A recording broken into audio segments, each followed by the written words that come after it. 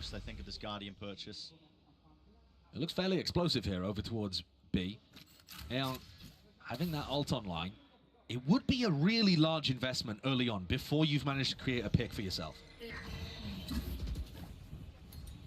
Smoke's finally back online now to udah. just cut off sections onto the site. Snake bites and mollies just in case they want to press the advantage and push towards the back of the site. But it's just been hell for control here. Karmine Corp happy to play this retake. A lot of focus being put on that angle where Magnum managed to pick up 2 on the pistol. A weak spot, perhaps. We'll see now. There's Wingman. That's going to be spotting out a player or two. Berlin. Let's get the initial kill, but not enough to get the follow-up here. But down, below the bridge. Where's the expectation of it? Narrate, he was dropping down, but not enough bullets in the clip to really finish him off. 3v3 shots, life regaining the advantage potentially there. It's traded back and forth. It's Narrate versus Aghann. Narrate comes up with the goods. Rifle in his hands to get the job done. And plenty of time left on the clock too. That one had danger in it. It absolutely did. Check. Still managed to forge their way up to 4.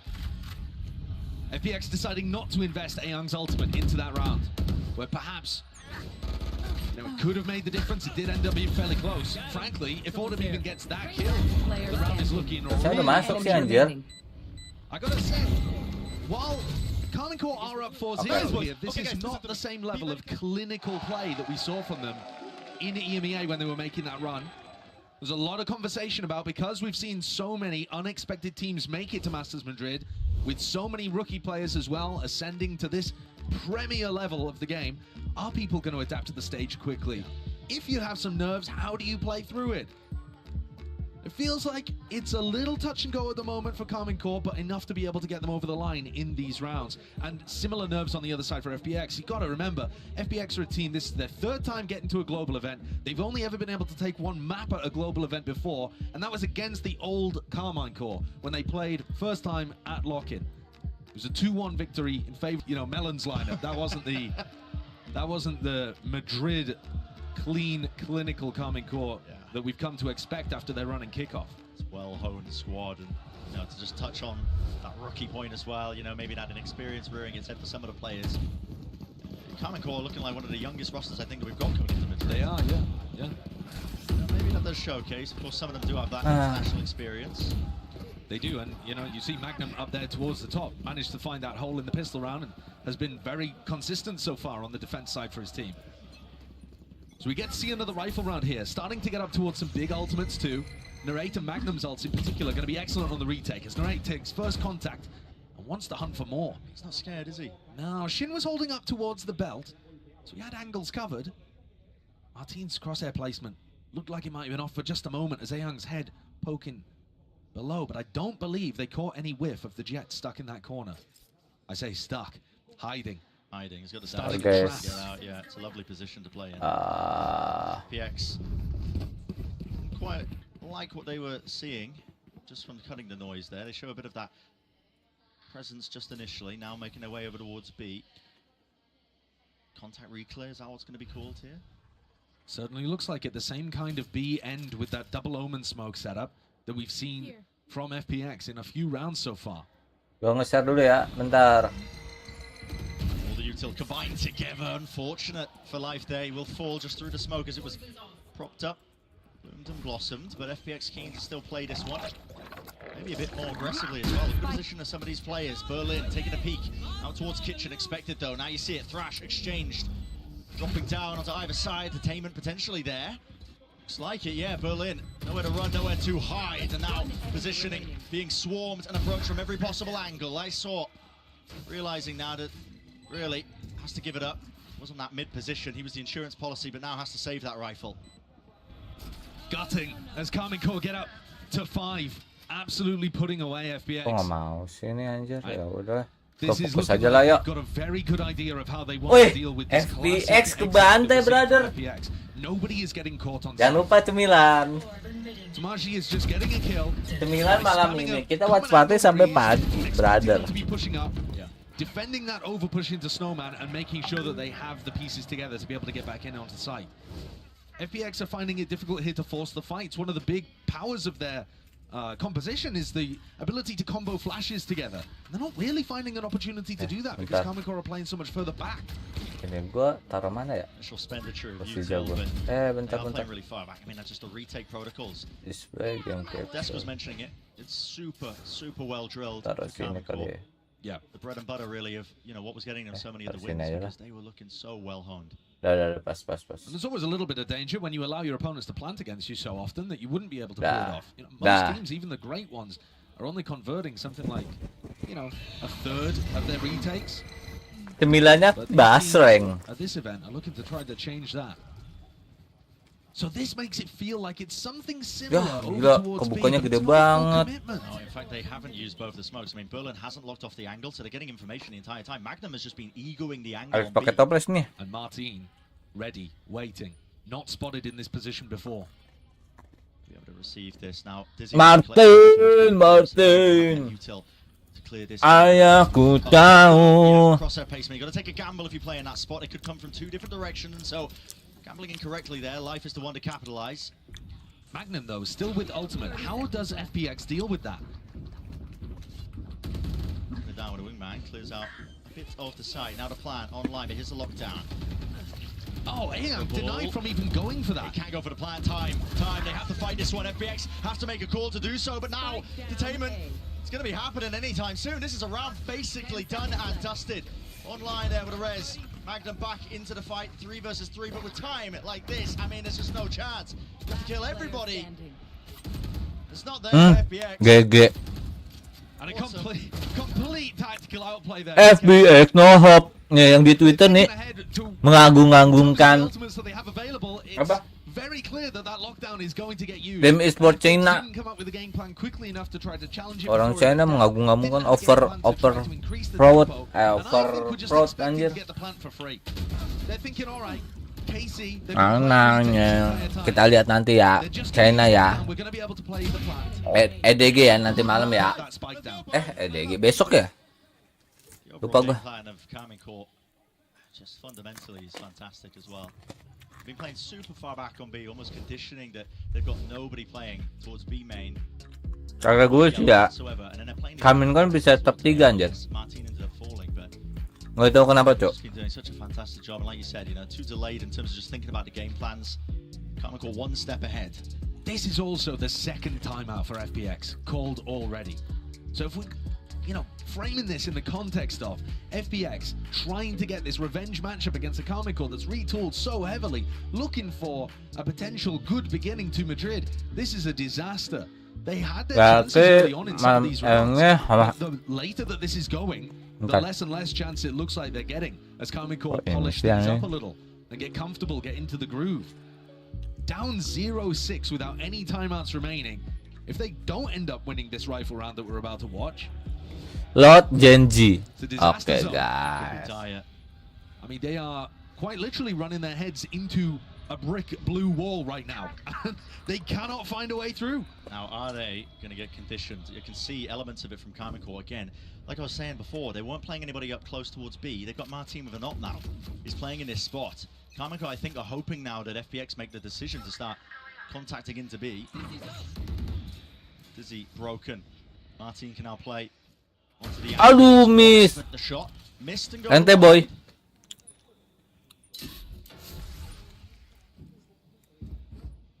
But they haven't heard the dash. They know that Martin has not left that in a hurry. There they hear the shot from the operator, and Martin's going to bake that out. Chelsea 2-0 ini sama FPX. Try to rotate to anticipate no hope anjir. This attack side rotate that Berlin is calling. Yeah, and he is. He's already called it for the rotation. The troops on the move. And guess what, Martin? Again, one step ahead.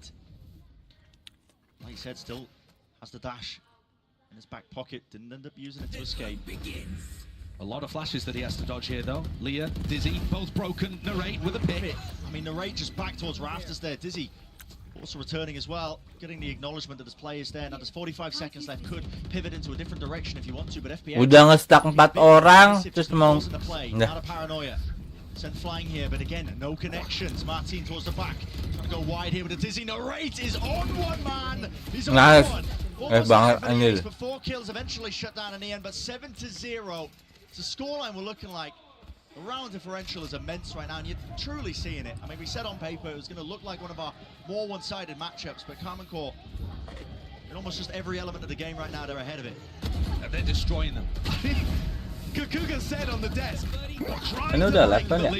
in one go. Narrate's like, yeah, bet. Just rinses them both before FPX can use them to get into the site, and then swings around for 4 kills afterwards. FPX are getting pasted. Udah sih. And I think it's a really interesting idea, right? This is one of our most one-sided matchups you could Wah, possibly berani see. banget anjir Martin. But what does the parity look like? Everybody was saying, you know, anyone can win Madrid. There are chances for even these teams to be able to make upsets. Even Magnum himself, you know, coming into this, they're not going to make a mistake with prior teams. You know, maybe they turn up to these international tournaments, they expect to have a freebie, an opening match that just is so one-sided, but I'm of course still showing him respect. Absolutely. Yeah, Magnum said, quote, if I had to rate FPX in terms of macro, I think they have a lot of gaps. And then he said, but it's valorant. Udah ketebak. Can lose. Makanya nge-hold si Martin ini. Aduh. Timing still. Autumn will shut down a counterpart. Damage number, no kill collected. Smokes at some point surely going to be fading. How are they going to get this spike down? They really don't have any options or tools, but there we go. That's a huge one. Yep, a gap available with that op drop down. Autumn picks it up, acquiring that upgrade. Now I can really just see if he can hunt for any more sort of kills. Now this is a player advantage for FPX. Question is now, how do Karman Corp approach it? Dizzy, round to the back along with the molly. Matilah kau di ulti, hahaha. Hahaha. Anjir, menang. Pecah telur, boy. And that one basically set up by Autumn getting into a nice spot. Martin has been caught out in a number of these more aggressive positions. And this is the opening. He had a chance trying to take the timing, but then Autumn also finding this pick onto Tamashi over in Snowman. That sets up the player advantage, and FPX are finally able to capitalize and bring around to themselves. Aduh, kopi gua habis. Can they work this into a little bit of momentum and make it less of a one-sided matchup? They would love to. Now, back into the action, you're seeing it. Line in the sand drawn in terms of the skirmish. Berlin has the He's operator. got the operator, yeah. I mean, he's TP close. Yeah, of course your IGL Omen has the off. Angel emote. Now an attempt for them to try and get themselves into the side wall. Definitely impeding them.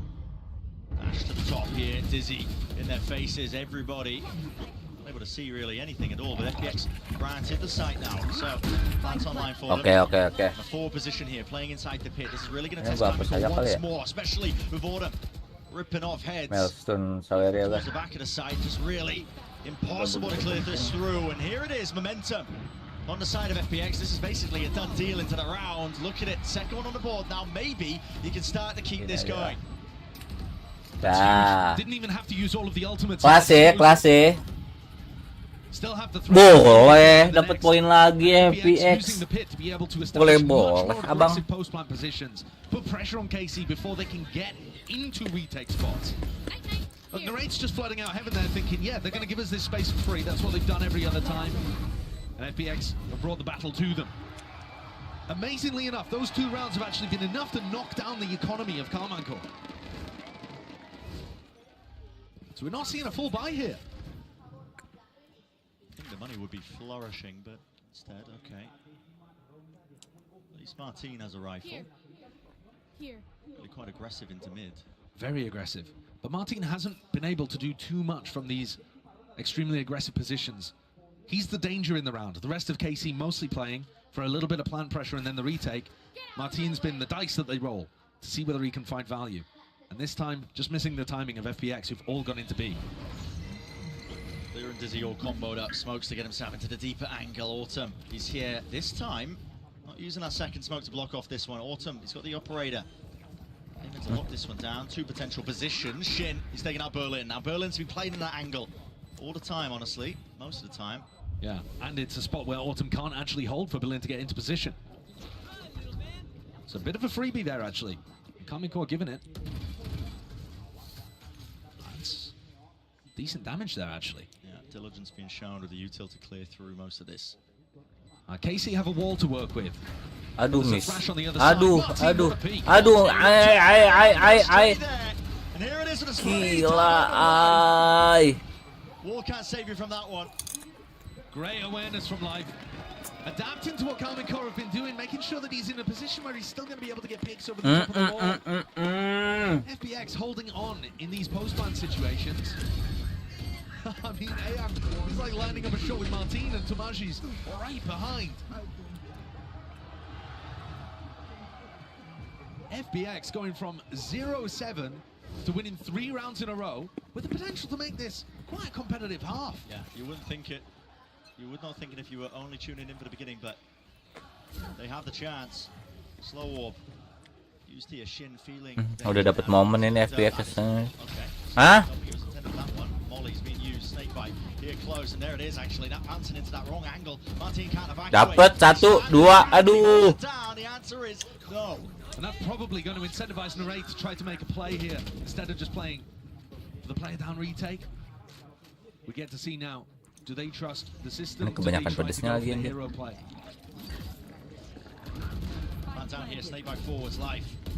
Tucking behind the box, out into the open though. Has to just spank on the rest of his teammates. Lovely movement from Aghann, Magnum. Nasty stuff, oh my! Oh, Gelo.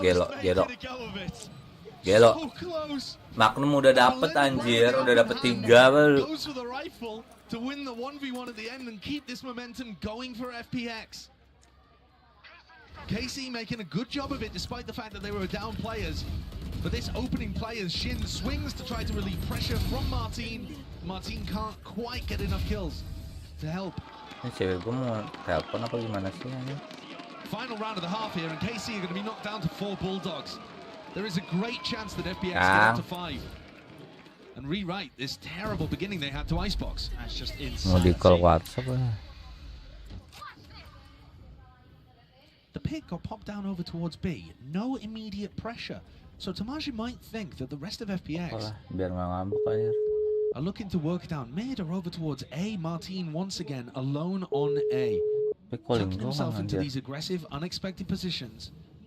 But generally, FPX have been able to either dodge or deal with it. It's slow and somewhat ponderous, though, for FPX in the first 40 seconds of this round.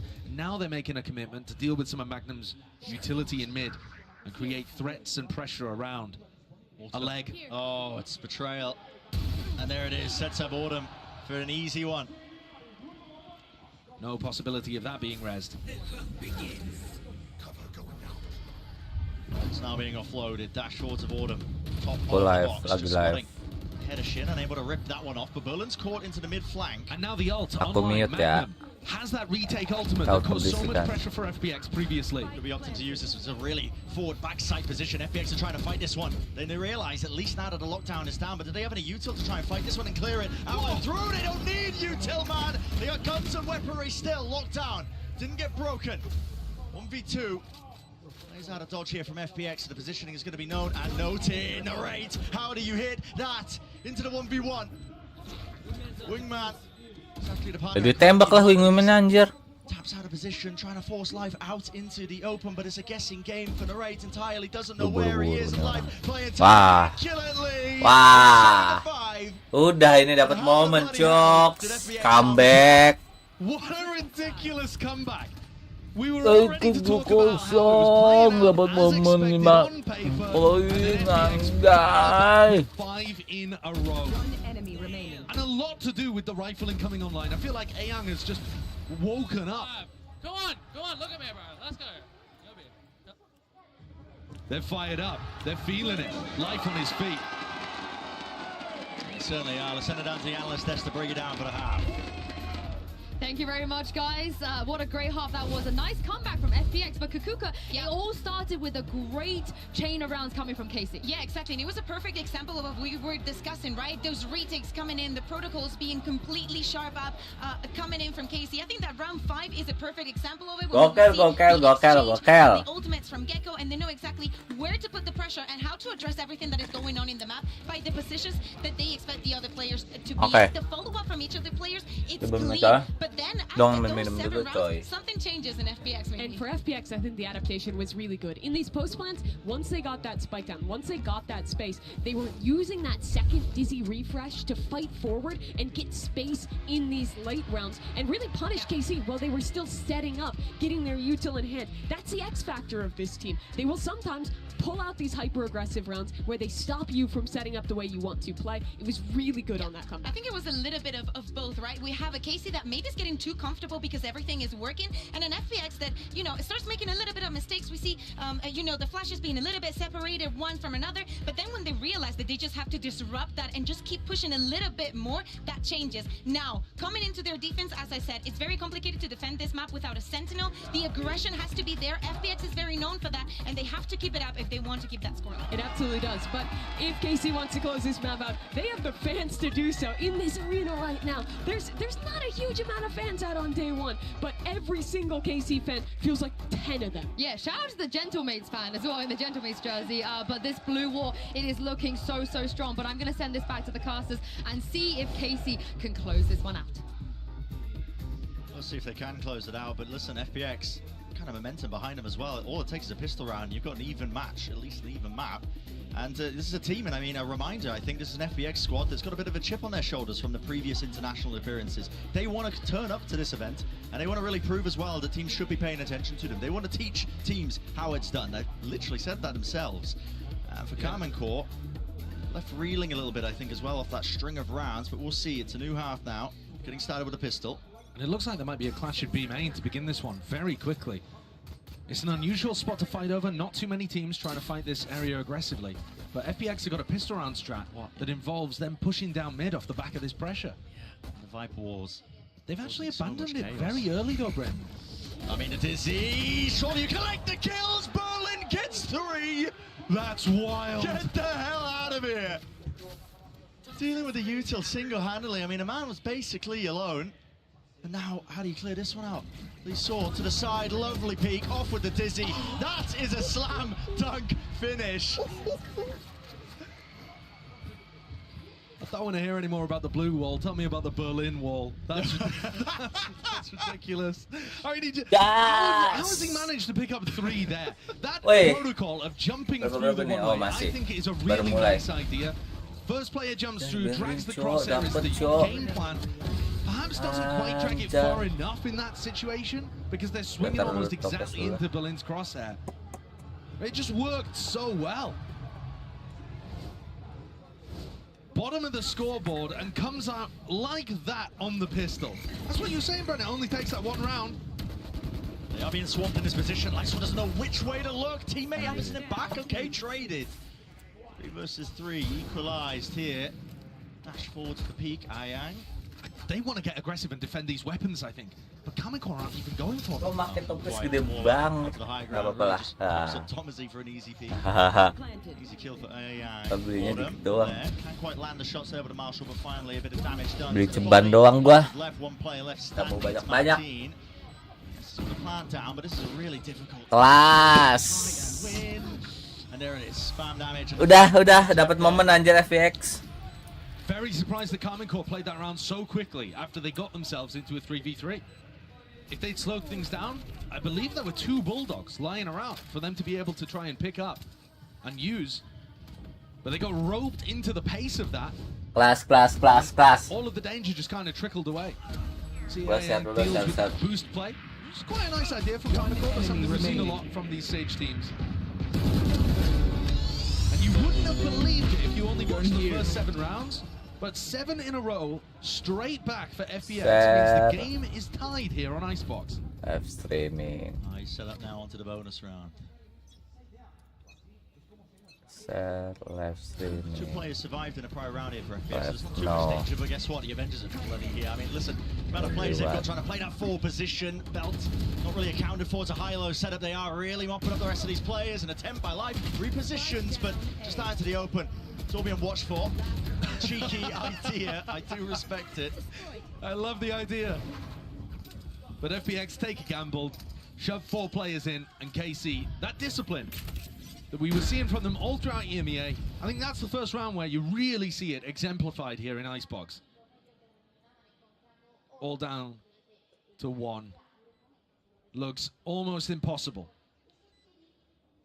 So it's just going to be looking to do that. Surely, damage. Surely here the streaks are broken. We don't see another 7 in a row for KC, right? It's not even possible. It's really not. I mean, at that point, you're in the map 14-7. Yeah, dusted. Maybe we get them to skirt the rules. We'll do first to 16. FPX though really have shown that they're not willing to just roll over in these kind of games, especially when they're pushed. They certainly come into this one as the underdogs, but I had a chance to talk to Berlin before these games. Troll bersama teman-teman. Of FPX is compared to last year's. You know, if you were following this team in 2023, okay, they looked all right. They were making it to some of the international events. Since then they've added Life, who's up towards the top of the scoreboard for them here. He's been a big player for them, and Berlin said 2.5 times better. It's very precise. I don't know where he quite got that from, but he's a lot more confident this year than he was in the last, when they were only able to Troll get bersama teman-teman. They've run the numbers.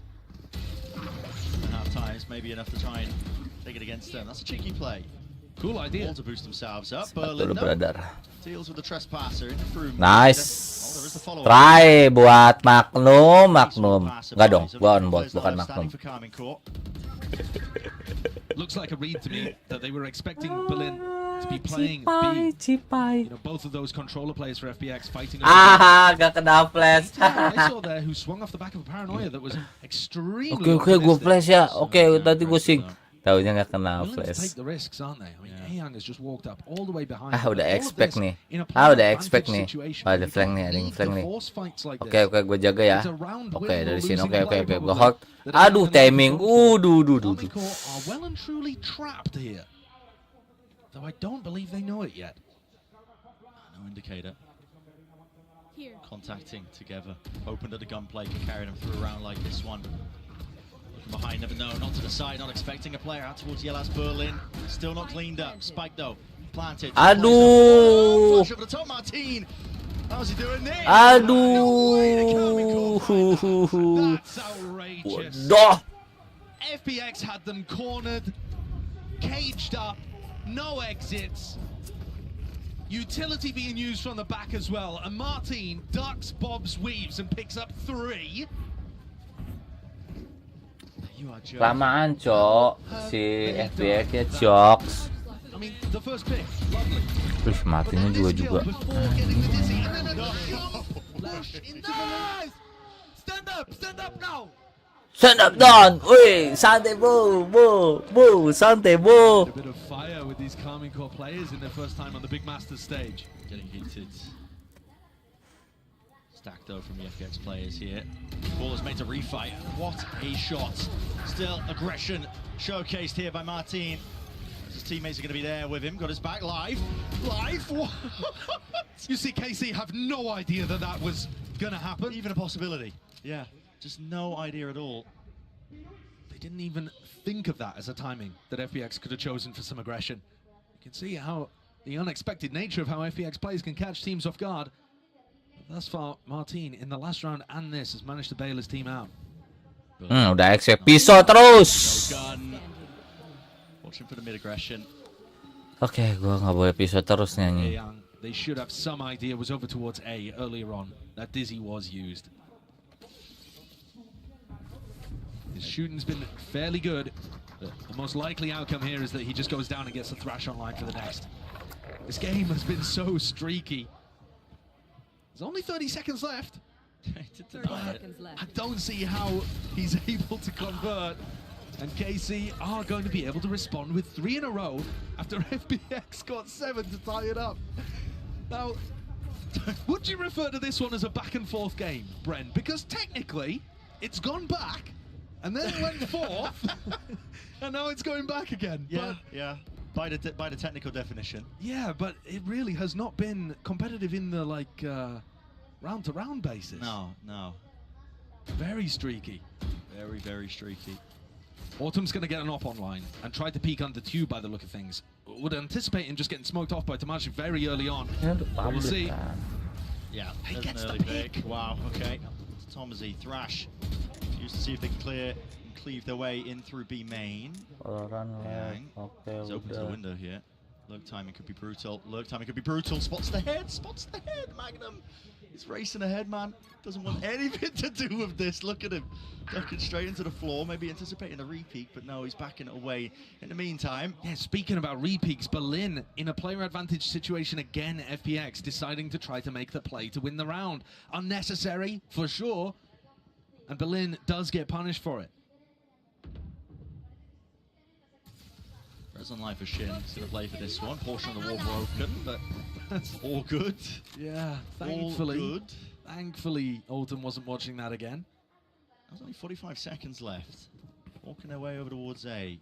Starting to get a move on, though. What util do they have to try and clear close? They are, I think, quite scared of the prospect that Life could be just in a one and done. Especially when he's playing Reyna.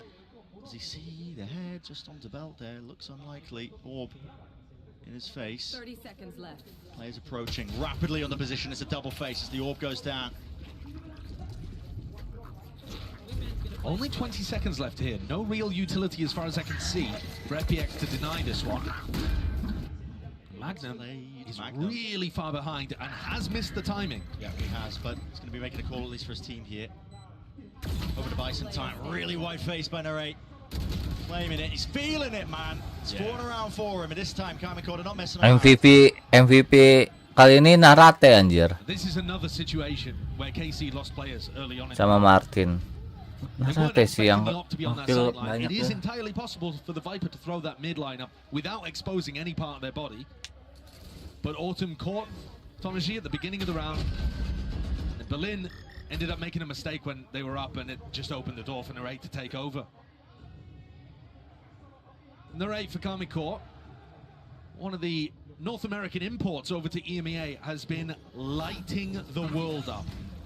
He's been looking unbelievably good, but certainly one of those players that we don't know quite how they're going to perform when it gets to the Masters stage. Are the nerves going to be there? And Berlin goes walkabouts again in this round. They just didn't expect it. It's happened so many times now. They were doubled up. I mean, basically a high-low setup. One player crouched in front of the other. Yeah. Just waiting for the aggression. Yeah, and it's very, very similar to what Berlin did in the previous round to lose them that player advantage situation. FPX have got to be careful. They've clearly got what it takes to be able to bring the game to KODE, but this is giving me flashbacks of the finals they played in VCT where they arguably should have beaten EDG and they let so many of those advantages slip through their fingers. Here comes Aghann with the play again. Dapat itu banyak Shot itu. in his hand, still gets one kill. Maybe setting up Autumn for a bit of success, but no, everybody cleaned up. KODE live and kicking with 3 of their players. Ngeflank mulu anjir, dapet kagak. Where is Life? Yields up now, not letting anything slip. Thrash there, connects. Humiliation time on the grand stage. As KODE up to 12. For our first knife kill of Masters Madrid. Do they really count when you've got the Thrash Etain on them? I think it is the disrespect. Yeah, I think they shouldn't personally. Don't think we should be recording those in the stats, but... Yeah, this is very well dealt with by KC. You can still see some moments where they're not quite anticipating what FPX are going to go for, but for the majority... For the majority, they have got this on lock. The anticipation of Berlin's push at the beginning of that round and the way they executed was immaculate. They're looking for that punish again onto Tomaji. It's not there. Not gonna get it. Yeah, this time playing a little Rena safer. flank as well. Grab him, One okay. round away, 5 chances of converting. Keep it clean. It's gonna be their aim. Tucked to the corner, that's Life, avoiding the initial flash across from the ropes. Cabut mendingan. Fight out, but dismiss in towards the back now. Underneath rafters, plenty more players ready to try and fight him. Target-rich environment. Take your pick, take your time, son, because this is you, lighting the world up. Marah. Marah habis dikenal Pak S.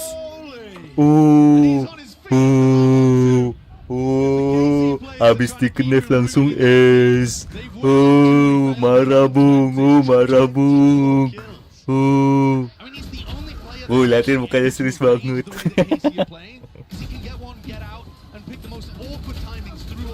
Habis dikenal langsung S. Springs out of his seat. Almost knocking it off the stage. Feeling it. Definitely. Marah dia marah. Habis si Knef marah, Bung. Back into the action. Calm and cool. Slow and steady. It's their approach to begin. You know how aggressively FPX are liking to play, and they do have both the duelist players. Dash still available. Dismiss there if life gets a kill. Lots of exit strategies, but here we look at this. I mean, they're just holding. Oh, boleh gelo. Marah dia, Bu. Dia marah, Bu. Barely a shred of narrate poking out. Still manages to catch the headshot. Ini sih overtime sih satu sih ya. Untung. For the reclear, it's a dizzy. Still, it's traded. Magnum is there. On for the two there. Aghann drops down. Dash is there. Martinez finds it. Forwards now. After the lockdown, it's 2v2. This could be it to seal the map. What is going to be the answer from FPX? Walking out, hoping that they can punish. Udah, GG. Granted the kill. And Berlin, the IGL, it's a 1v2. GG. All on the line to keep his team in the map. Paranoia available. Smokes still there. Wants to walk though. Doubled up. They're dominating. Masuk mati. So slightly into it. There was going to be a shorty ready and waiting. More smoke used. Tap. Force them out into the open. No easy fights, no easy exits. That is Calm and Core. Sealing it up. Nice and pretty for map number 1. 13-8. A bizarre opening to Masters Madrid. Knef him. Langsung S. FPX 7 out of 8 of their rounds taken in a streak. Yeah, absolutely. Was going to set it to a short Putih banget break. nih di sini. Of course, the continuation of the series don't go anywhere. Yang bagusan warna biru deh Carmen Corp. Timbang putihnya, Cio.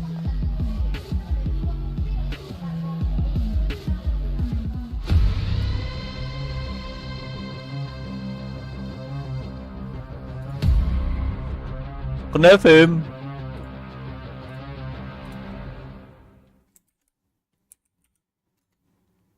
Knef him. Anjay.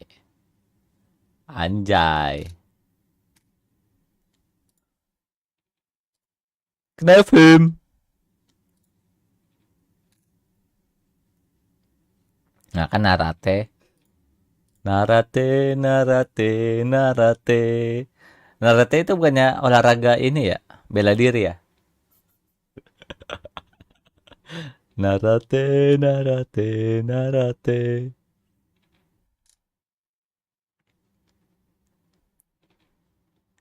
Oh, dulu pernah menang 2-1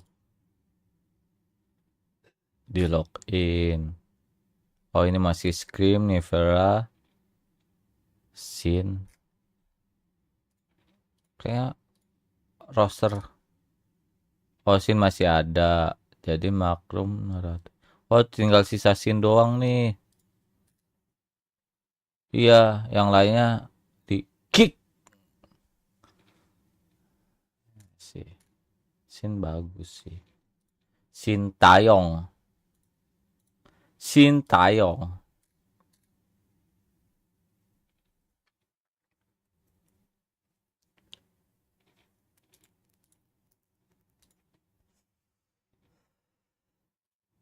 Gila, Carmen menang win streak 5 kali, boy.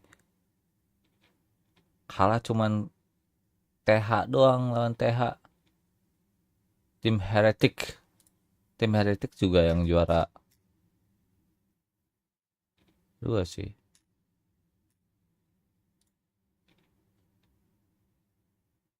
Iya. Oh, dia dari Mad Lions itu siapa? Martin dari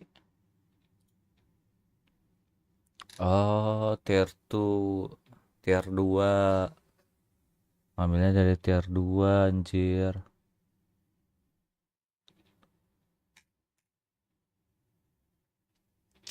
Republik Czech.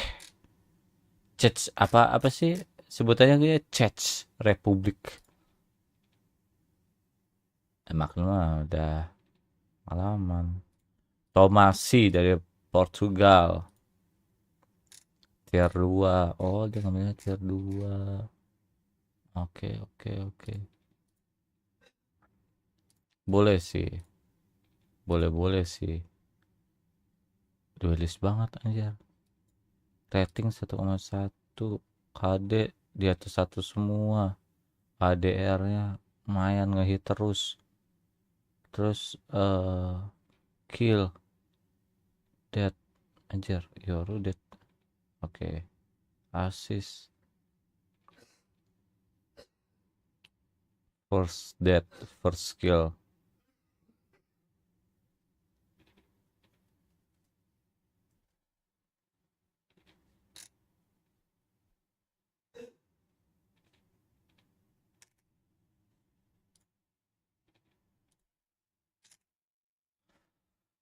Oke. FX-nya nggak ada perubahan, Cioks. Tidak berguna. FX First Blood. The reason why FX got 8 rounds. Throwing aja. Kedevim.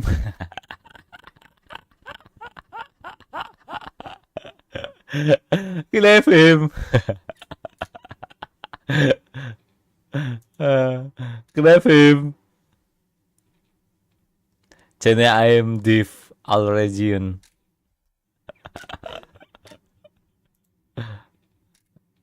Dan gitu Cok. Ntar kalau misalkan dia kerja keras bisa ini anjir. Kayak Dota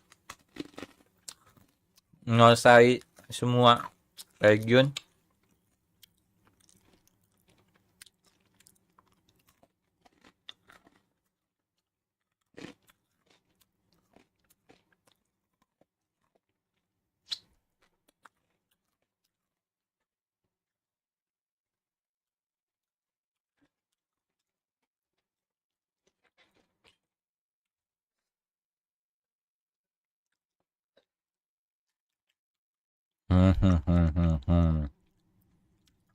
Ini ranking apa sih?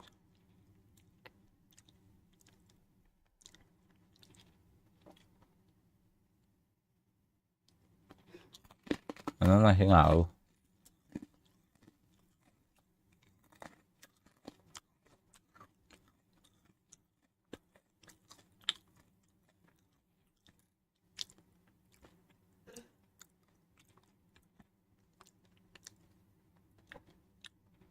Emang ngaruh ranking-ranking gini ya?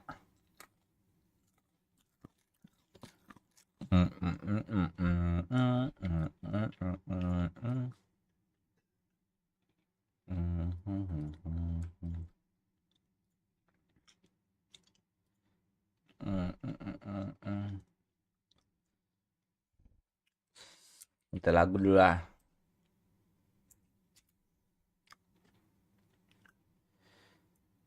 Biar pedas, Cok. Es ini bisa nambah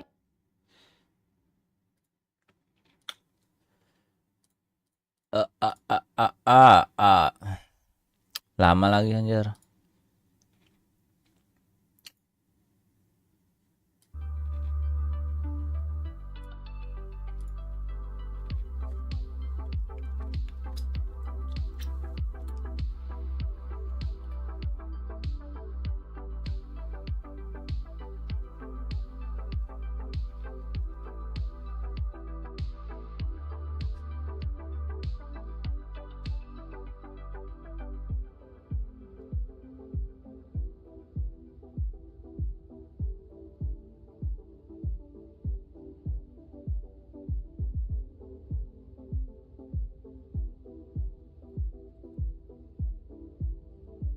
Snap him.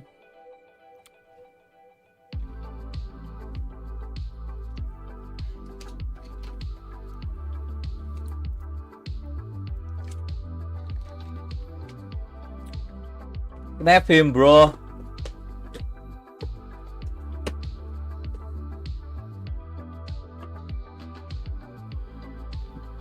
Ngapain kita? Begini ngapain, brother? Share lah. Nevim.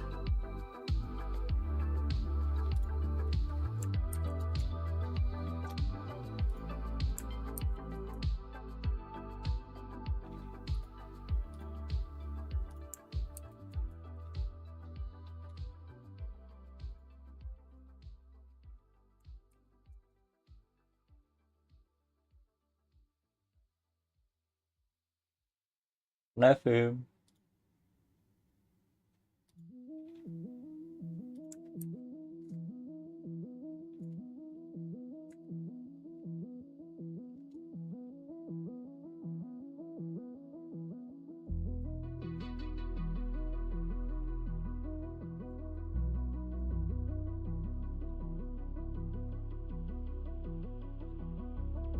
Apa ya? Gue mau main apa ya?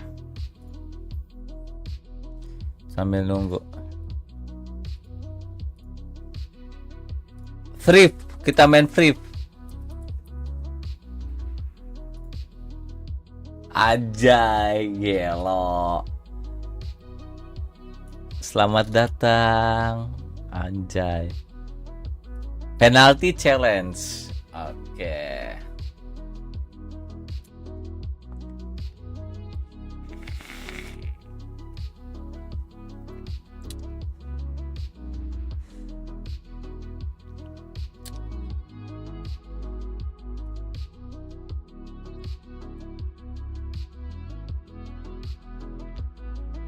Lama banget.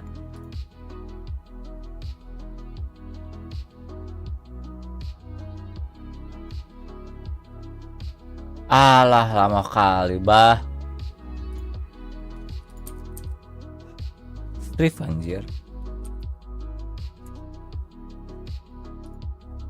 Lama banget anjir. Woi. Ini lama banget.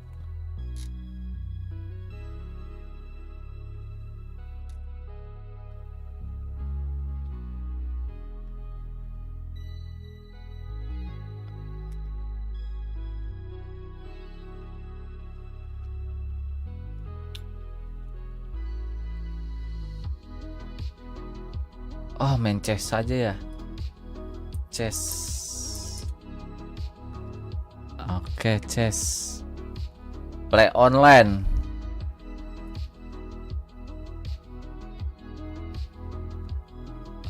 Bentar. Kita ini dulu.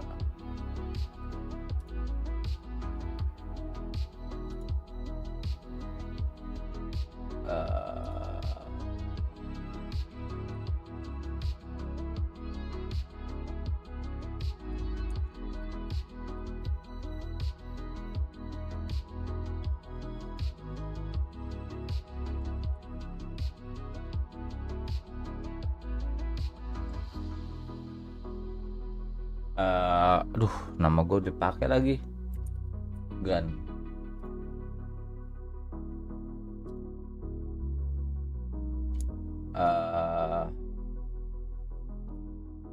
Aghann GG. Agak pakai .gg bisa nggak? .gg.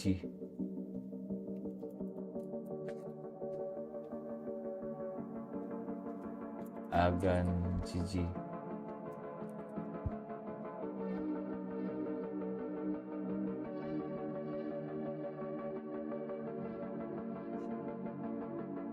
Kayu, kaca, standar. Kayu aja lah.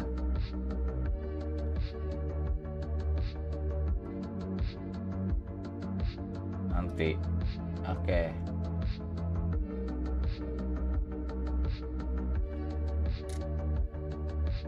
Ya, terima kasih.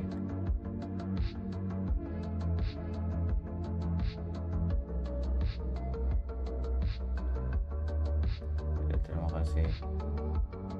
Oke, udah mulai. Versus komputer. Permainan baru kali ya. Belum mulai kan? Oke, belum mulai. Oke, close. Bermain. Saya setuju. Oke.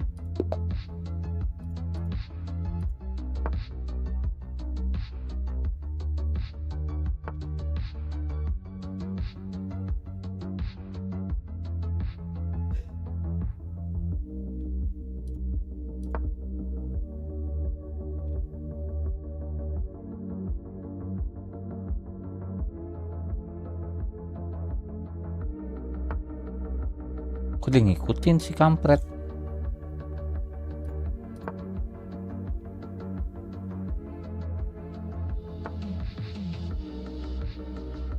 Ya gue makan ininya lah. Bodo amat.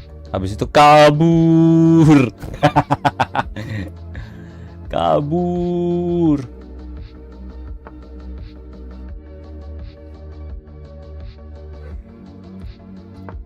Kabur.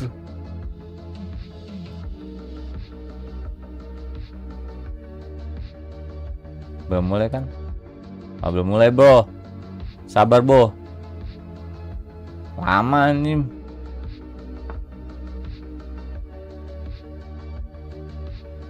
Habis itu kita buka ini. Oh, udah mulai, brother. Close. Menyerah. Remis. Ya.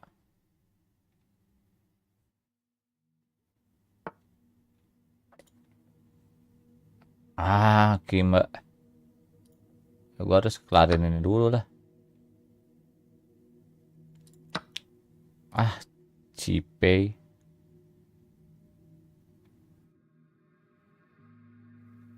Lah iya ya.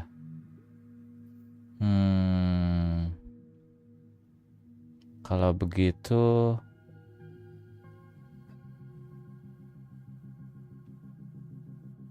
kita coba sini.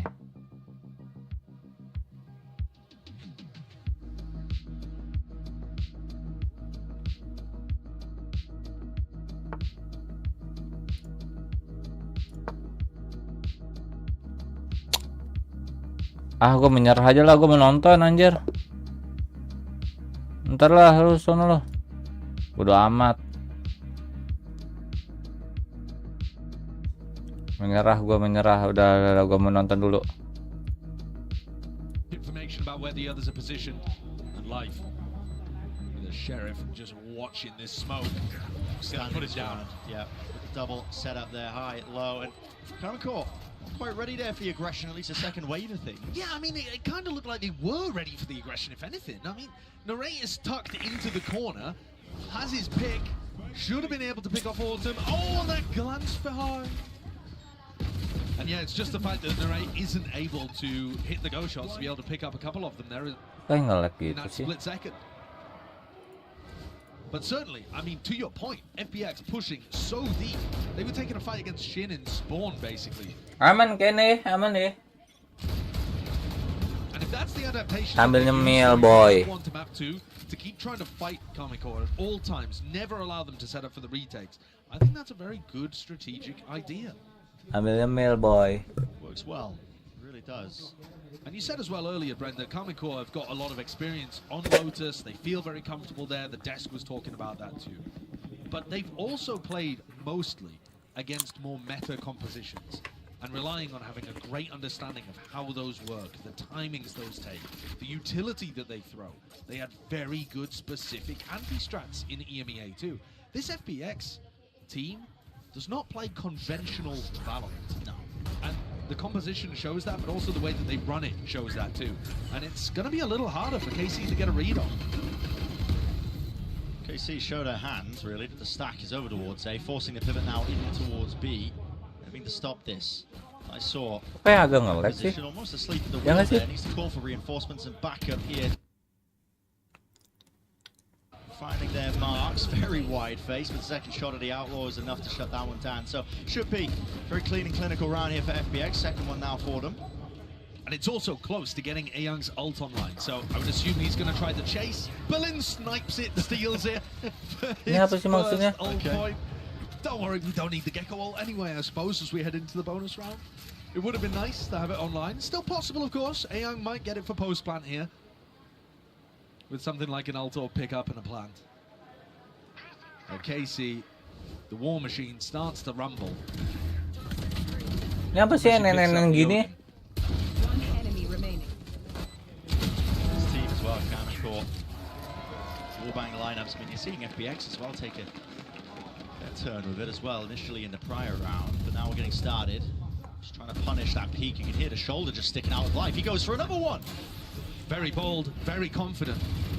He was dominating in the individual fights when it came to Icebox. Memang problem dari sananya nggak sih? But KC punishing him there.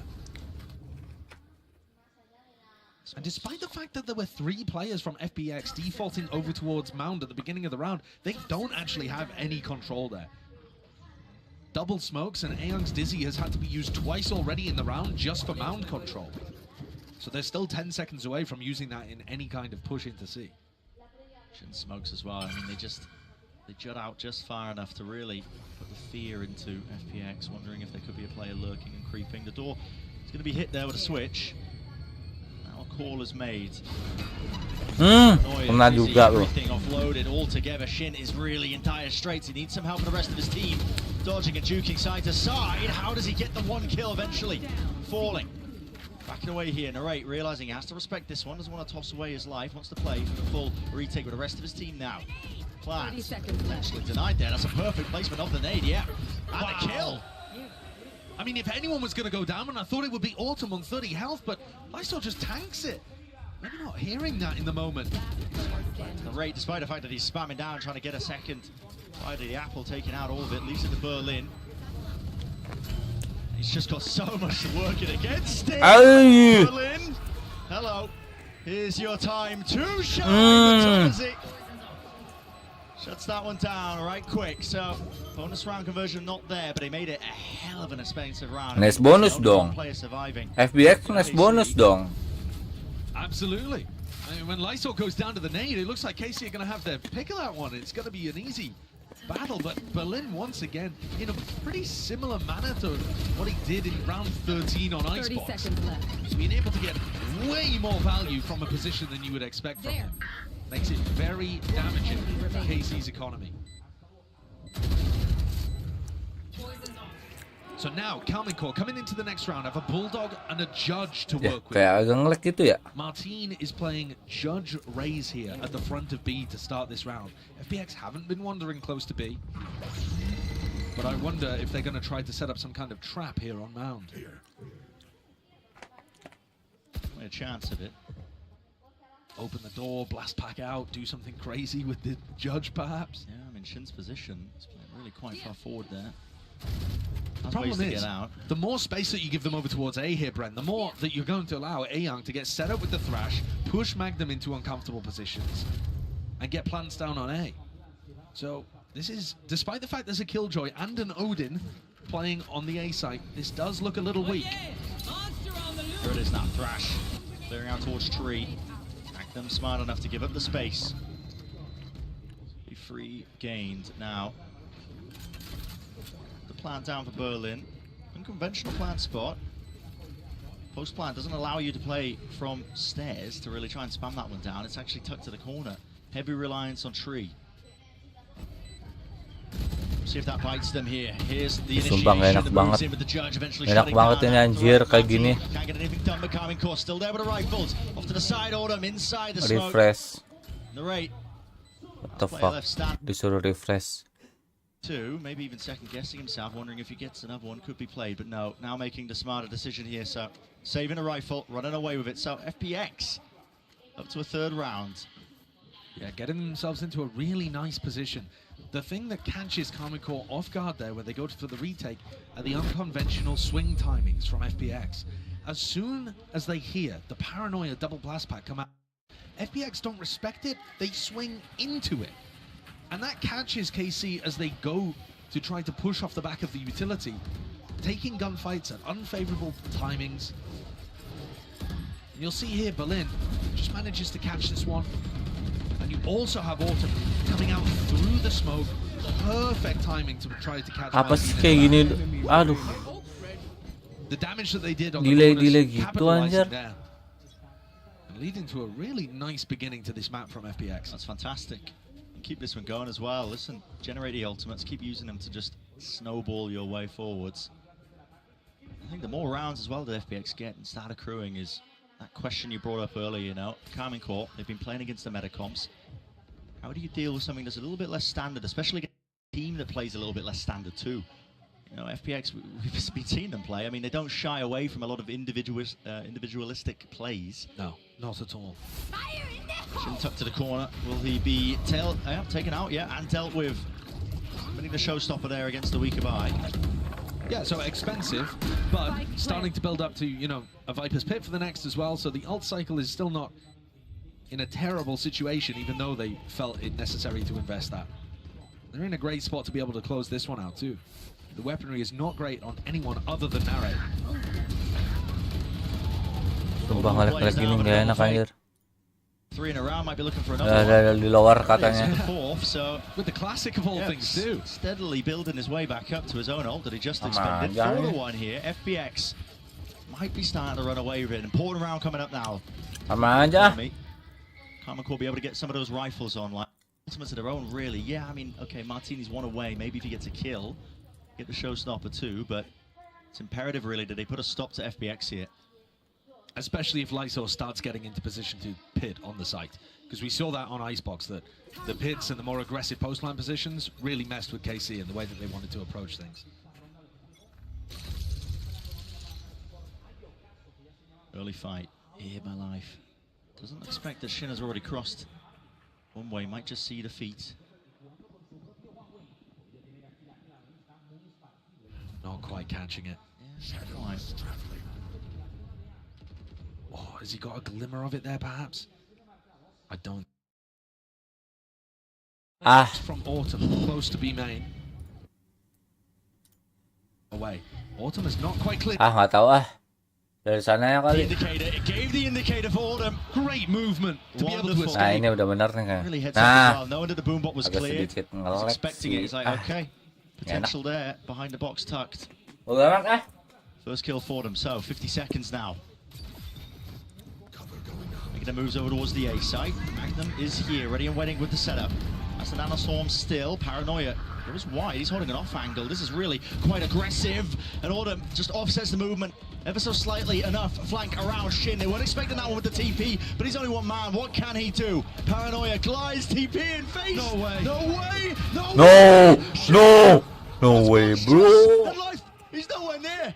Sticking this one through. Where's the defuse, but not a clue. Still half on it. Oh, Puts him to bed. Kenapa nggak Puts di-stick him dia? to rest. What a kill to end that! Kenapa nggak di skill?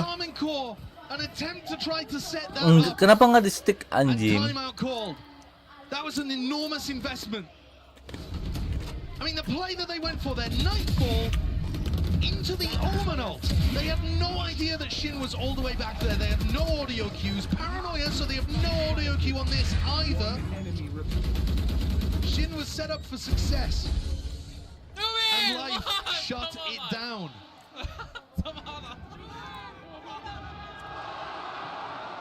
I said at the beginning of the round, that was a pivotal one. Economy going to be reset here for Karmine Corp. Sempit tuh. Instant timeout called. Yeah, this is now serious danger. KC unveiling one of their big ideas for how to go for a retake there, or at least to put pressure onto FPX as they were going for the plant. Using a really nice ult combo, still gets stuffed. And Autumn is currently sat 12-3, up at the top of the scoreboard for FPX. Finding so many good timings. His awareness in that round to be able to pick off Tamaji early on. In the previous round, to be able to catch Martin as he went for the double blast pack retake on A. Autumn has been playing wonderfully here. Pride of OCE. Stepping up here onto the big stage. And so many conversations about, you know, what do the communications look like within FPX, because Autumn isn't super comfortable with only speaking Chinese inside the team, so they're having to do a lot in English too. Is it worth it? Well, if he plays like this, it is. Yeah, it definitely is. And Life, who was at the top of the scoreboard on Reyna, is still 6-1, barely been punished. Only that one time where he overstayed his welcome slightly on A.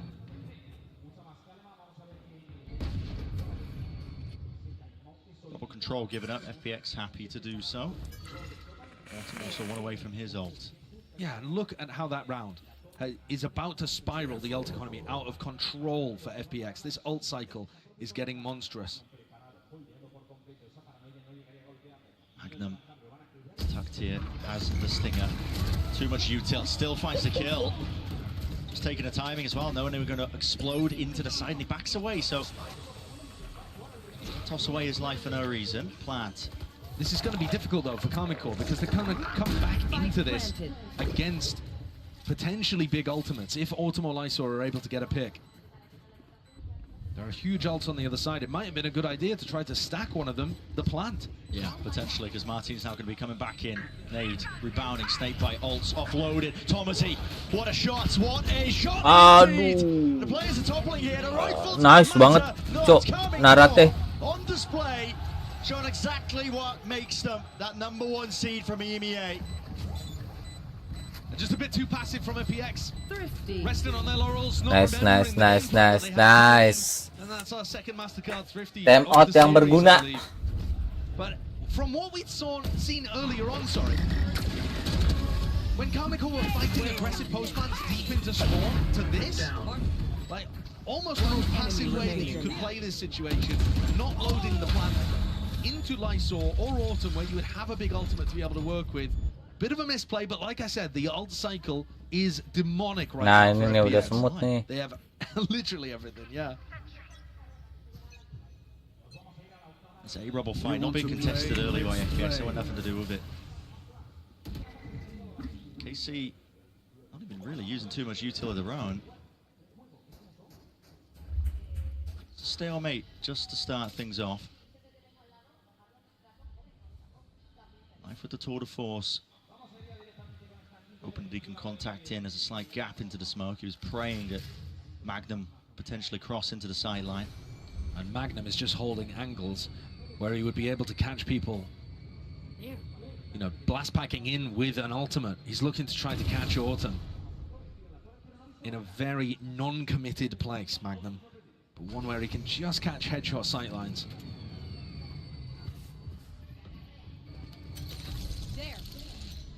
ISM flying out towards B. Narrate's going to be calming this. Util. Not a full commitment though at all, is it? No. It's just supposed to feel fakey. All over the place here, but really there's not too much behind it. Still, okay, Prowler, peek. What a shot, the quick scope of life. Shuts that one down, now the showstopper. All laid out on top of it. Magnum, he's out of there, vacates it, wants nothing to do with it. Side control going to be Dapat. gained for them. It's being lost all over the place here with Thomasy losing the paranoia. So through, a little bit delayed here, but FPX are the ones that are coming out on top. Kill feed, filling up with red, and that's all they're seeing right now. Hunted for the kills. Magnum, lovely shot to the distant play. Shin, resetting the aim just enough. 1v2. Does he still choose to make a go of this? He's worried about those aggressive timings that FPX like to take. Fear in his heart. Saving lah boy. Ada duit boy. Meaning that KC are in a hole right now. And in a whole lot of trouble. FPX still with some big ultimates that they didn't feel incentivized to use there. We were watching that fight happening over towards the defender's side. Mereka juga nggak ada duit. Bisa sih beli. Happened in Waterfall. Yeah.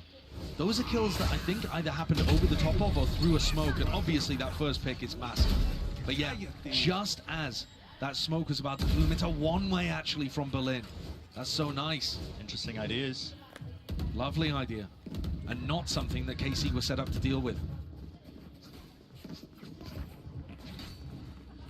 It is an attack-sided map from everything that we've seen, but FPX here are looking so much more successful than they did on Icebox.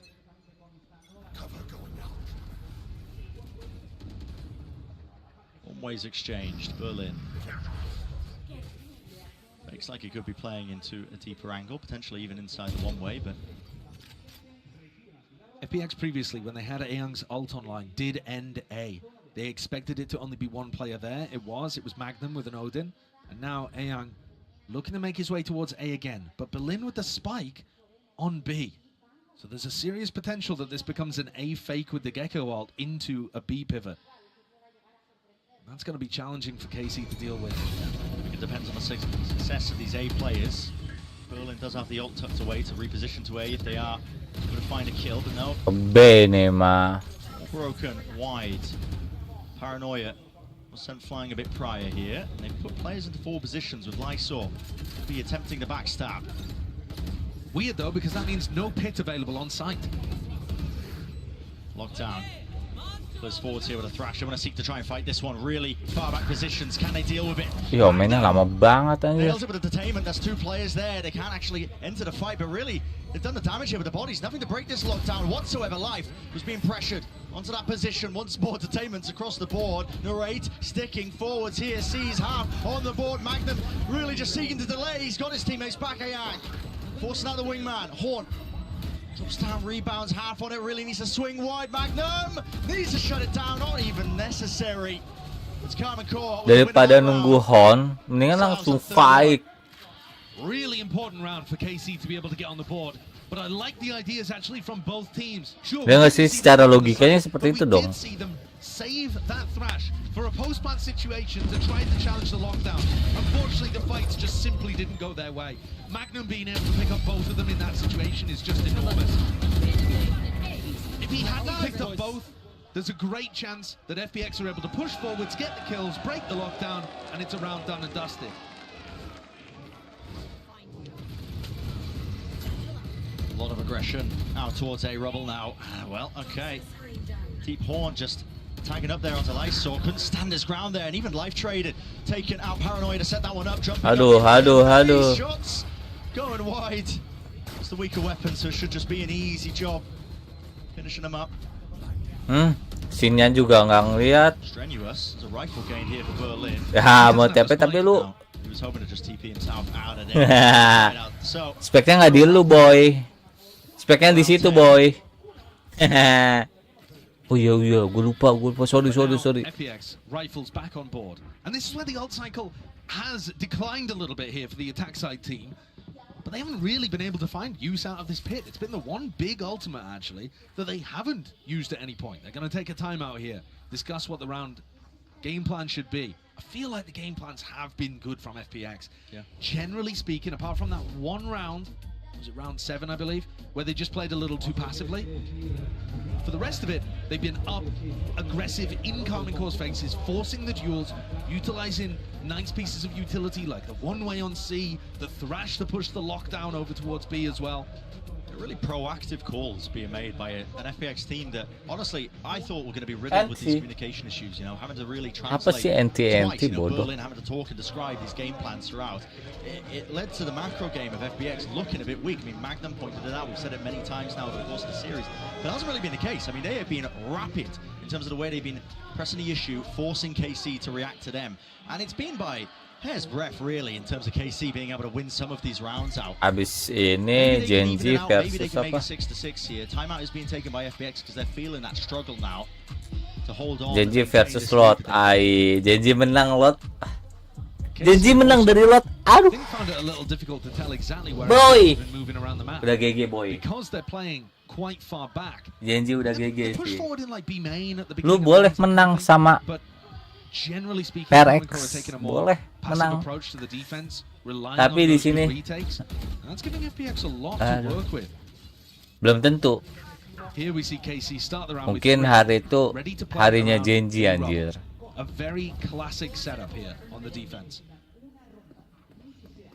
Karena dari comms-nya si Alex juga apa ya, udah cuman dapat poin 3. It's okay. And Narrate actually saved all of his Fade utility. Didn't throw any for the rubble fight at the beginning of the round. They're not worried about that area of the map. KC have. Tapi kan bisa buat champion ya, poin ya. Tapi nggak tahu deh kalau misalkan champion itu menurut poin itu gimana ya? Di poin. League 2 playoff. Poin. Really actually catching on to a few of these players. They're lucky to be alive, backing away. Meanwhile, out through B, that's a trade from Aghann, and even more so. Oh, that's wild. He's ripped away Naray's head. Tes 2. And he's just swinging through an anaswarm there as well. He's opened the round up so wide for FPX. Looking to try to get another, and he does. Ayan's been such a beast in this series so far. I It's dropped see. down. Berlin's watching for it. He can hear it, the rumbling of the footsteps. That is Oh, gua 7-2-4. tahu, Cok. Sorry. Exactly right, Josh. I mean, Bodo amat lah. it's been a Gua different tahu nih. speaker. Jadi kalau yang menang poin didn't use a prowler, itu ke sini otomatis. Jadi GenG udah pasti kemungkinan dapat lah ya. Because they are so convinced there would only be one B lurker. They're getting caught off guard by the unconventional way that FPX are playing, and it creates moments like that. Terus kalau misalkan GenG nggak dapat lagi poin di stage 2 gimana ya? Gue bingungnya itu. The money is just absolute bargain bin purchases for Karman Court. Working with scraps to the final round of the first half. It's led to them to make the decision really, just give up C. I mean, they went aggressive towards B main early, hoping that they could maybe get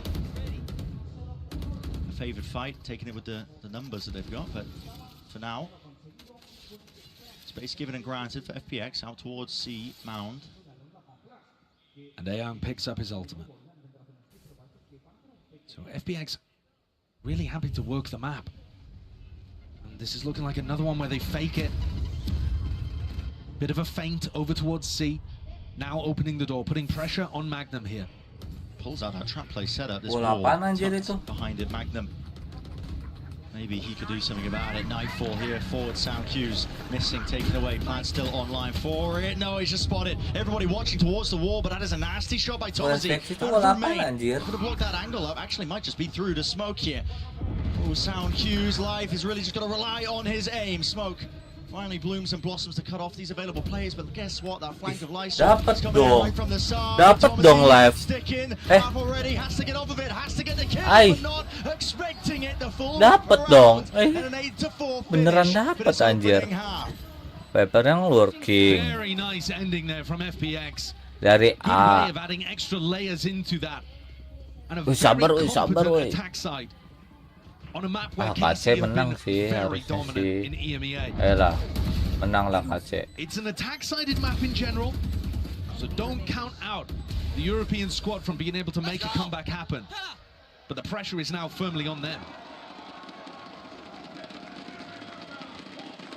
Send it Yeah, down to that's the a good analyst half. desk to break it down. Thank you very much, guys. It is a great half and a nice start from FPX here. But let's take a look at a Ryzen high-speed moment of the match, because this one goes to Shin. And what a play this was, Mimi. Yeah, it was impressive, right? But this round started off so good for FPX. They got a huge advantage, and then Shin. I Ini mean, keren just sih. incredible instincts Kalau kelas to si get behind GG instantly on anjir. this TP and almost win. Just. But he did lose the round in the end, and that's the story of this half. It is FPX Sayangnya up nggak di 8 to stick 4. anjir, And padahal for me, jauh. This was a very different FPX from map 1. It wasn't defined by Life going crazy, by these super aggressive pushes in the late round. It was instead them playing really good fundamentals, starting off normal 1-3-1, pressuring the extremities, and then late round making really good reads and actually out-calling Magnum to get ahead. Yeah, I think they outmental the plan that KODE originally had for this map. If we look at the Viper wall that they were using from the attack, it differs completely from what we see in EMEA. We were talking about the Odin, Thomasy going crazy on that. It doesn't hold a lot of value if that position is not going to be held by them. But this does get risky in the second half. This map, as the casters were highlighting, it's a lot harder to defend on, even with FPX having this lead. And I think on this defensive side as well, this is where we really get to see what this team is made of. They have to be on top of these rotations, because Karman Core is the team who's really Kalau good at posisi selling kayak these gitu little lebih fakes, baik playing into the right side in the mid round, and then smoke having spike super strong atau post ini plays. ya. Yeah, it is a healthy lead, but a pistol could change everything as we head back into the Tapi nggak ada second info half. juga With sih. your casters, it's Brennan Sideshow. Lebih baik. So for Karman Core, I mean, backs against the wall with this one. Hefty lead for FPX. Looking to keep it going with the pistol. Look at this pistol round buy. It's really interesting, actually. We've got 3 players with sheriffs online. Shin on attack side Omen has bought 1 smoke and a teleport. So he's clearly planning to get value out of that as part of their pistol strategy. But if they're going to end B here, that means that they're only going to have 1 smoke. They're going to fight Heaven aggressive with the Viper wall. Oh, again, trying to disrupt this one. FPX cracked open the wall out towards C. Tried to double face this one, but they've gotten deep into Heaven. Carmen Core. There's the second protocol, just leaping. Wow. Boundless, man. Jumping straight into the face of Aghann, and he can't withstand that kind of pressure. Into Link now, Paranoia. Sent flying, corners cleared, making sure they're there with the diligence. Nade rebounding, but Magnum holding down the ground, forwards. It's the approach, but again, there's just nothing to deal with this guy. He's just rattling off shots. Left, right, and center, straight from main. Finally smoked off, Berlin defusing. Half, sticking, hello, gets off of it, but now damage is done. Snakebite tap, they've got to realize this now, surely, with the time cues, but they all collapse in time. Dia juga bingung sih, ada upper iya, main iya. I thought there was a little bit of danger there. Turns out, Tomaji, he had his orb and a snakebite on the plan. So not too much danger. Berlin was maxed out at only being able to get half on the spike. This is the play, though, that really wins them the round. They're not just fighting Heaven aggressively with the Viper wall. They're planning to swing through their own Viper wall to be able to hard clear out anybody that was looking to try to play retake in that area. Great pistol round strategy. Well cooked up by KC. Gives them a chance.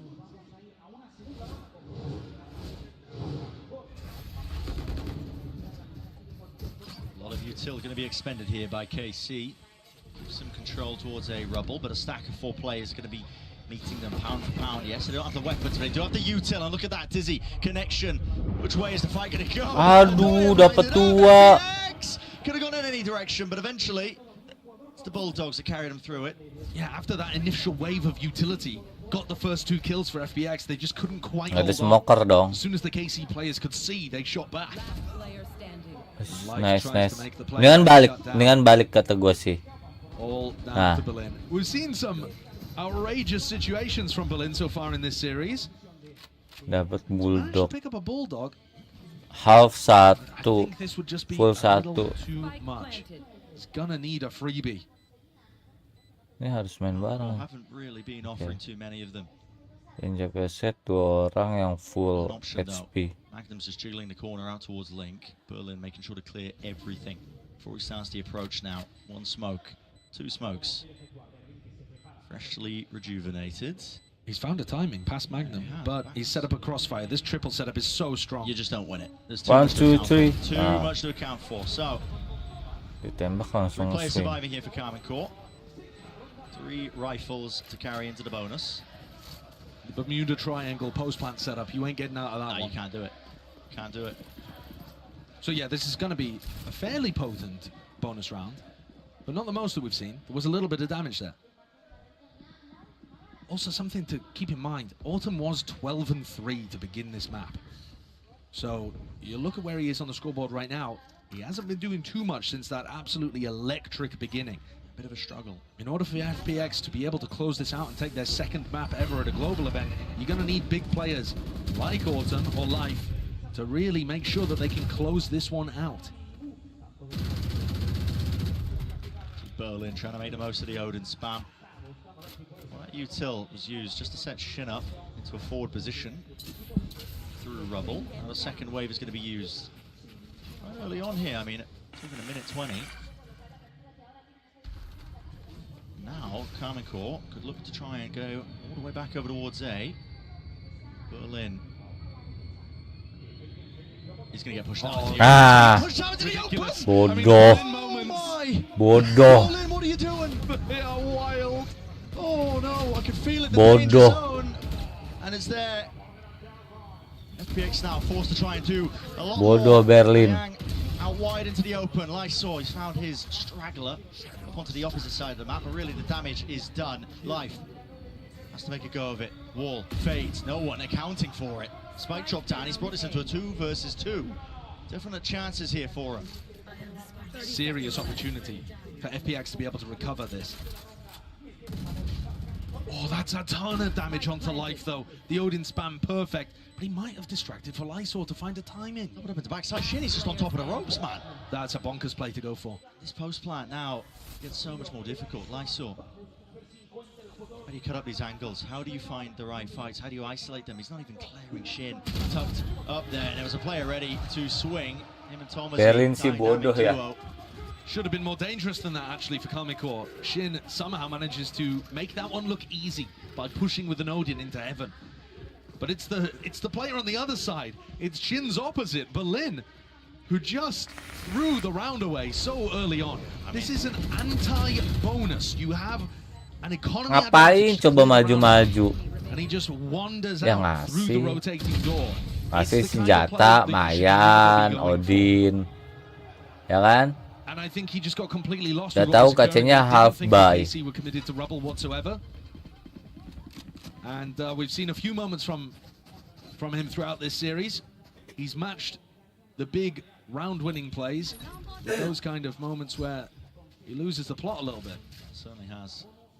Interesting play by FPX here on their half-bar, eco, whatever you want to call it. They throw a ton of utility at a rubble and they over-rotate immediately, so they have the stack. They're trying to force Kamikor right into them. They're going to get their wish Nice, granted. Martin anjir. Martin can't see anything yet with the Phantom in his hands, making short work at him. Wih, Wide bisa face, dapat 3 trying to gitu, bar. oi.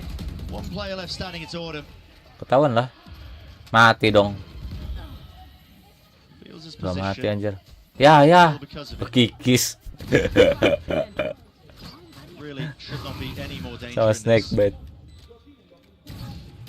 Now, with the stack dodged, KC should be able to rely on their discipline to get them through this one. No Dua problem. pelor mati dong. The time's an issue. Autumn's been stuffed into a corner. Has no idea that these Udah two itu. players are Udah so GG. close. He's getting bullied. Lunch money taken here. Ah, no. Udah potol keluarga tuh. Low setup. Ah. Very little Ah. opportunity. So 8-8.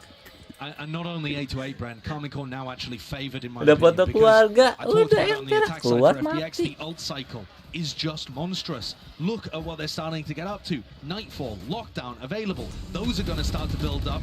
The pit and the showstopper. Gua kira udah kena This flash anjir, composition taunya has belum so aja. many tools to be able to chain stuff together on the attack side. One enemy remaining. And this now might be a little too late for FPX. They had their opportunities early on in this half to make it dangerous. Itu beneran for Red KC. Bull 1 Round 15, ini. round 16, getting that Apa? stack that you called out too, and yet weren't able Apa to sih? convert on them. Botol gede gitu. Because if you just look at things, all things being even, an attack side map where KC is starting to get big ults online, with the quality of this team, Emang udah ada FPX ya should Red be in Bull the- segede in the gitu ya? squeeze right now. Anjir. So they are going Siapa to yang need ngabisin somebody to segitu step anjir up. sekaligus? That's why the timeout's called. On kill. So maybe just rain Besok and nih, burn yang it seru, might anjir. help.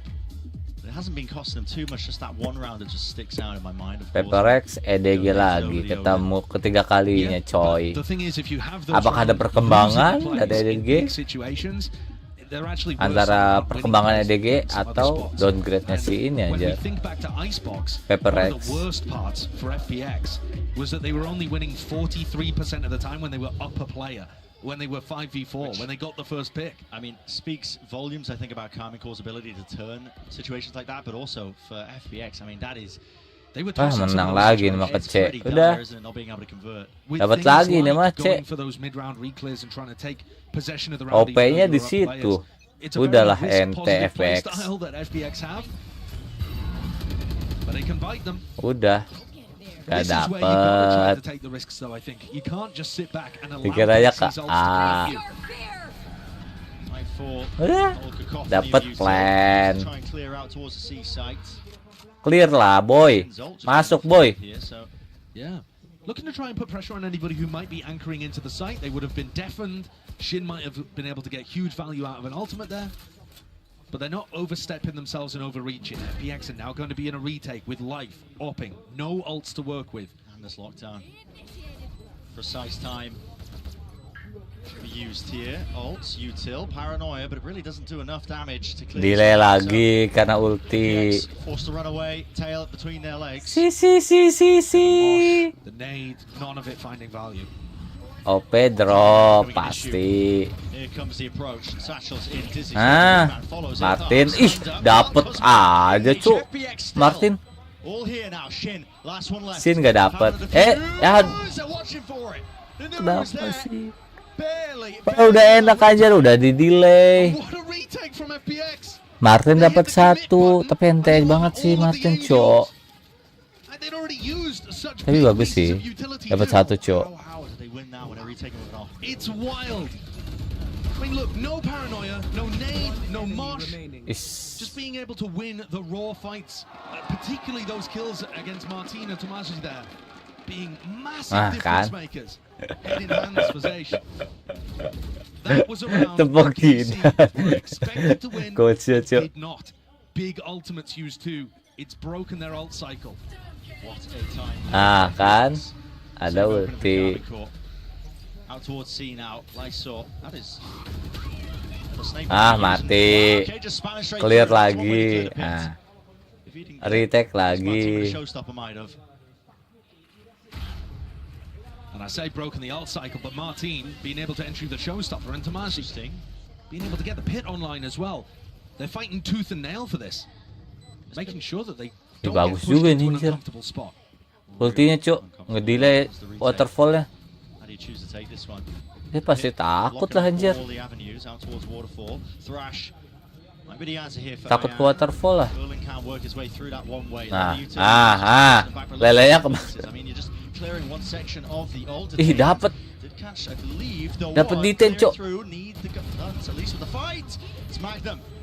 Just dominating that one angle. Looks to really just step towards them now when he spots the Saving. out of there. Saving What a boy. response from Carmencore. Kept it Bagus simple, anjir used the ulti Vipernya. ultimates, got themselves a round win, and that builds up the economic safety net that they have. Yeah. But now it's 9-9 with all of the big ultimates starting to try favor FPX. You know, it's going to be a while before Carmencore have those to rely on to be able to string around together like that. Soalnya dia nggak ada. It does feel like Lotus Fed. very based on what Dia ults you pakai have apa sih? online. Iya nggak ada fed. Nggak bisa ngecek sisi-sisi waterfall ya. FPX economy disadvantage. Yang udah di ulti Might not feel Viper. like that if you end up Kecil running lagi, dapat plan lagi. just looking like they want to focus Bodoh ya, control anjir. into the C hit. Ngestak Same hit over and over again. 4A Deep loh. smoke that Shin places down. Everybody plays inside of it to dodge any attempt of a flash repeat. And this feels like they're just punishing the lack of the killjoy on the other side. Yeah. They're not worried about Dapat running plan into They're lagi. scrimming, man. Practicing Yeah. the C execs. Very much so. Autumn does have his ult. Needs to stay Udah boy, alive, udah though. boy. Wants to use Santai it. boy. Missing a chance Dia to Iko attack boy. From the rate. With the spike, they are trying to force out at least some util, maybe the ult out of them. Now sticking and committing into it. Ground setup. Backing Nice. away with the rifle Satu sneak. mati. It's quite passive position, just giving up basically the back section. of the KC site. udah 2-0 cok. Udahlah. Does Autumn choose Langsung to lihat GenG nih gua mau lawan Lot nih. Would be Ah, crazy when that's essentially a solo swing there from Lysor, not really set up for it. Onto the flank. Lambot go to find a team of his position. live. Not too many more pieces left for FPX. to do Lurking anything about it. terus. And these last two rounds have been just what the doctor ordered for Live KC. itu udah It was ketahuan looking aja dari map on a sebelumnya nice lurking edge that it terus. could spiral out of control, and instead they've kept it so clean. Only that one round going the way of FPX. Si tukang lurk. And at this point, Apaan tuh FPX are anjir? going to have to try to come up with a different way of holding on to C. You look at how Carmencore are taking mount control at the start of the round. Shin throws a smoke, they get a teleport into the smoke, they have double faces in case anybody's playing aggressive. They can use Fade utility there as well, Prowler when they get in. It's all very rigorous. Look, there's the smoke that you can see. Martin's inside of it instantly. They can swing out this in a variety of directions, avoid any dizzy. Nah There's kan, paranoia, they can hide inside the smoke. You know, ada create bawa that temen safe beacon, tapi safe nggak haven kece. for them to play around. But they haven't neutralized the danger on the opposite side of the map. No, looking for a re-clear here, but it's a high-low setup. Safety at least Ay. for some of the players. Now Wih, Storm got to nice respect banget that. itu, anjir. Dropping down, Nightfall now being used to clear. Nananya bagus anjir. In the midst of all of this chaos, Berlin, man, he was setting up another one-way smoke. Still with the rifle traded. Shin rips that one away from him. 50 seconds left. Quite efficient on the attack side around here for KODE. Plenty of time left if they want to take a pivot. But the problem is, the more the time ticks, the more Autumn's ultimate becomes a game changer. You do not want to get in a situation where you're trying to exec with only 25 seconds left and there's a showstopper on the other side. KC hoping that any stack over towards C would have been dismantled at this point because of all of that rubble pressure. Feels like they're going to be pivoting into a B, A to B almost, with them opening the door. Ah. Set everybody out towards C. Timing kabur, ada orang. Jumping around, Autumn. Spot the high-low setup. Not expecting it. The rate's already there. Gak kena flash boy. But no, Aduh. just catching onto him. 15 seconds left. Has to deal with this player. He's got the spike in his hands. No teammates. Nowhere near at all. He's got to try and force this fight. Nice. Wins it. There's 8 no way. seconds. He's got to get this plant down. And it's being covered. Surely no spam. He does. An extension into the round. Monstrous from the rate. He's 22 and 11 in the map so far and trying to win this round almost on his own, waiting for the cavalry to arrive. Ford spotting it. Avoiding it. The bullet's head Ah. onto it, but his head just Narate ini bagus anjir dari map sebelumnya. Stop, man. Gila cok, MVP match ini Narate cok. Map sebelumnya juga bagus cok. Inisiatornya. Sometimes we'll see him on duel list and you can see why when you look at this guy's talent. So many duels here that weren't favored. Where it looked like an FPX player had caught him. Nah, udah 2-0 lah. Kasih poin ke KC udah. Gua mau lihat GenG, mau ngeliat tekstur dah. Udah intinya gitu. Yeah, Shin's happy about that one. Udah cepet. Mau ngeliat GenG, cok. Setting the sights over towards A. And the push out C from FPX, they knew they had to change something up. And now Magnum's got the read on it. Alright, so they were aggressive on C, let's try and push it into A fast. Hilang smokernya satu. Didn't stand a chance there. Hilang lagi smoker, gak ada smoker lagi. Boy, ke C aja boy. Boy, mendingan ke C aja boy. Awas boy. Dikat boy, hati-hati boy. Boy, awas boy. Ngeliat situ timing. Hey. He's seen the barrel and he takes care of him. 12 rounds. Now game for KODE. One step closer to taking the series entirely. An 8-4 half. And as soon as KC got onto the attack side, navigating danger, putting together some excellent rounds. Chaining ults. Punishing the C Dapat defense. aja anjir kayak gitu doang. Reacting correctly too. Koncet. Dia juga kesel anjir. Gua nggak ngeliat apa-apa. Kok dapet anjir. FPX came into this one hoping to be able to get at least a map, maybe a match win, show the global stage that they were capable of so much more than they've done in the past. Now they're one round away from getting knocked into the bottom portion of our Swiss stage. Face your fear. Nightfall suspended once more. Dapat. What is that by Autumn? Those are amazing. Hell of a time to come along. Mulai nge-throw. Just being collapsed upon. Shin. Ada ulti boy. Repositions now, but guess what, Berlin?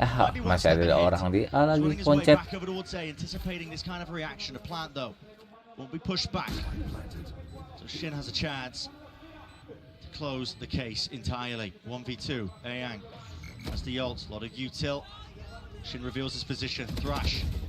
Oh, bunny hops online. Wide swing and face there. Paranoia repositions out wide. Ayo clutch. Nah, ini dia. Ini. Aduh.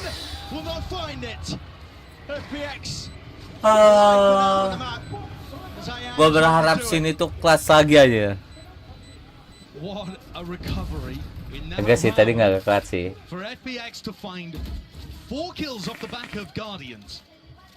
2 players, the 2 star players, Autumn and Light, just being able to pop Those initial kills, though, Autumn, again, I keep wanting to mention, he was 12-3 at the beginning of this map. He's still only got 17 kills. If he can wake up, FPX can still bring this to overtime. The big, heavy-hitting firepower from FPX has got to come online now when they need it most. Otherwise, KC are going to win this series. First time we're seeing a bit of aggression on the defensive side here from Life. Horns dealt with, smoke forward, so many positions to look for here, but a Boombot now, look at the levels to it, the layers to it. Boombot proudly, you have to respect it, rendezvous back now, and here comes the C hit. Pressure there, Martin. Vulnerable up, there was a nanoswarm at his feet, but now there's a snake bite to try and respond, and a flood defense by FPX is caught. Dizzy missing, facing Lysor. He's got his 2 there, the rate. He's eager to take the challenge straight to him. He's eager to put an end to the entire series, but a spike has been dropped into the middle of nowhere. That's the big problem now. Extraction is the name of the game. KC, Magnum's trying to cause some chaos, see if he can pull people away from the C site, threaten some kind of wild lurk, but would they really push through Waterfall here to retrieve the spike? Or is it all a fake? Nggak expect sih. Expect nggak sih? Being thrown into the mix. There's a Horns to clear the way, but Berlin is back up onto the space, into the angle. Dapat nih si bodoh. And now Waterfall control is there. Aduh. Is there with a crosshair placement. And White now have to deal with these players. Nice. Aduh. Ayo please. Viper versus Viper. Wraps it around, 20 seconds left, Spike still not retrieved. Nice. He finishes the job on them. Bye. Before you know it, it's a 2-0 Raptor Bye. series for Lancool in their opening match of Madrid. That's a Berarti ini round 1 match. Ini maksudnya gimana ya? Dia menang low high. Oh, gue tahu. Ini KC ntar di sini. Yang low lawan low. Ntar kalau misalkan ini 1 2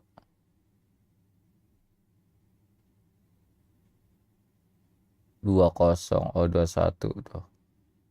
Swiss 2-1 maksudnya gimana? Nggak tahu sih gua.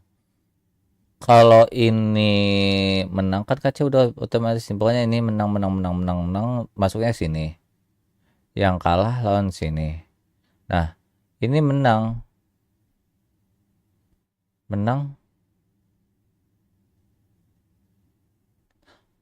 Oh, gua tahu.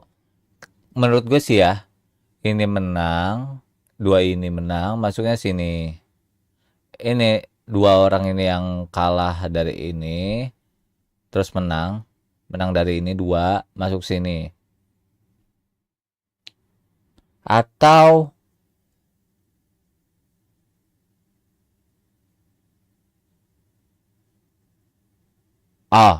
gini. Atau 2 menang ini langsung lolos ke playoff. Nah, terus 2 menang ini sini. Yang kalah dari sini 2 tim ini masuknya sini. Nah, ngerebutin 2 seat lagi sini. Benar nggak dong? Harusnya begitu dong. Logiknya gitu. Karena kan dia kan udah kalah. Pasti ya udah, kesempatannya 2 kali doang. Habis itu pulang. Gitu. Nah, sampai round 3. Kalau misalkan ini menang, tes EDG, terus habis itu ntar contoh poinnya, Swiss 2-0, Swiss 2-0. Gak tahu urutannya gimana, bagi gue sih gitu. 2 menang ini langsung ke playoff. 2 menang ini masuknya sini round 3. Nah, yang kalah dari sini itu udah cabut dari Madrid. Nah, kalau yang dari sini masih ada kesempatan lagi mau ke sini round 3. Nah, yang ini 4 tim ini perebutin 2 seat sisa gitu. Harusnya seperti itu.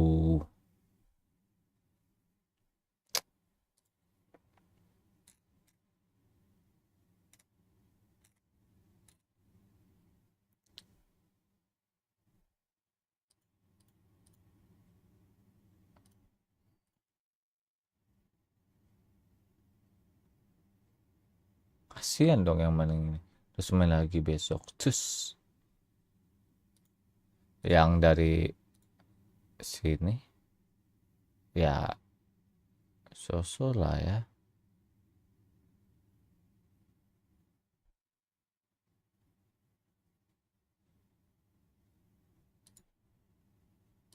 Champion. Nah, gua nggak tahu nih poinnya gimana nih.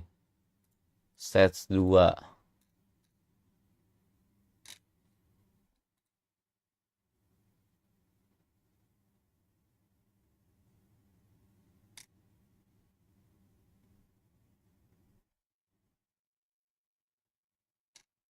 Harusnya poin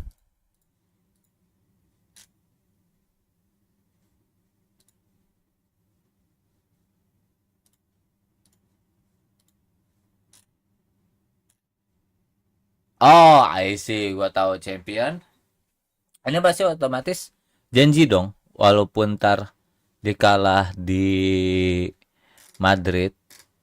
Ini kan habis ini stage 2 dong. Nah, stage 2 nggak mungkin janji dong. Lagi dong.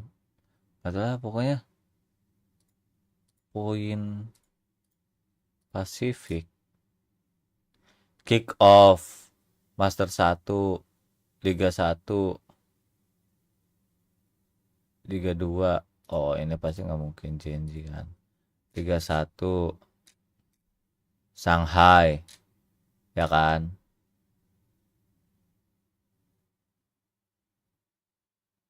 Betul teh saha anjir. Baru ya? Oh, Partways, egois sama Crazy Guy. Ah. Oke, oke.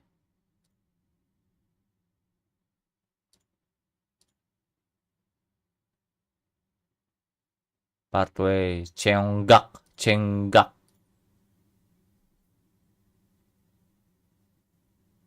Oke. Udah nggak ada perubahan lagi ya.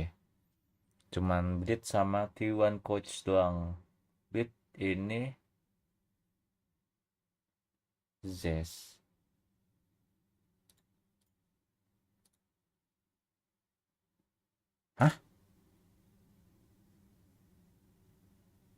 Hah? Zes masuk Blit anjir.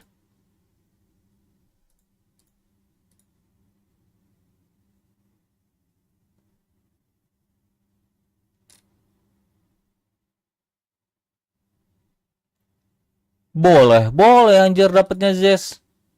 Kenapa nggak RB? RB ada kontrak sih. RB ada kontrak sih sama tim China.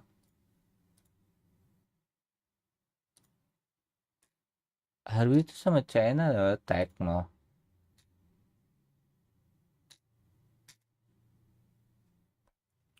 RB Tech. Zes nganggur dapatnya Bleed.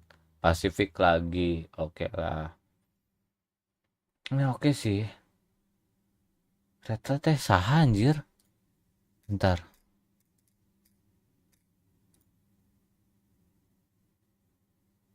Reta teh saha.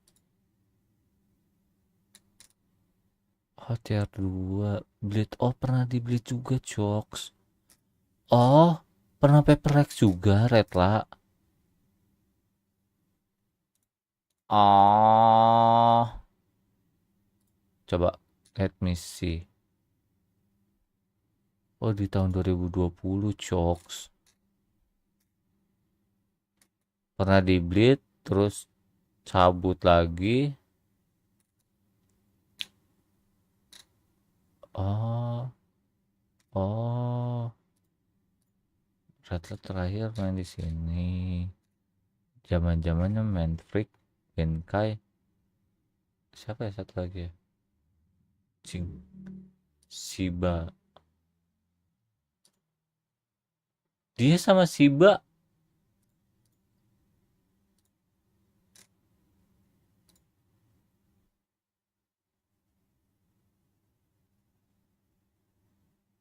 Egois, Brandon Live, Benaf, Egois.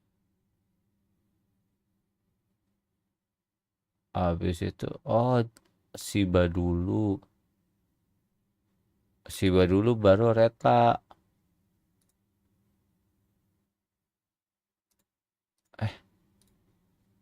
Shiba itu 2020 bulan 11. Oh, Retla dulu. Retla dulu. Nih masih dulu banget anjir.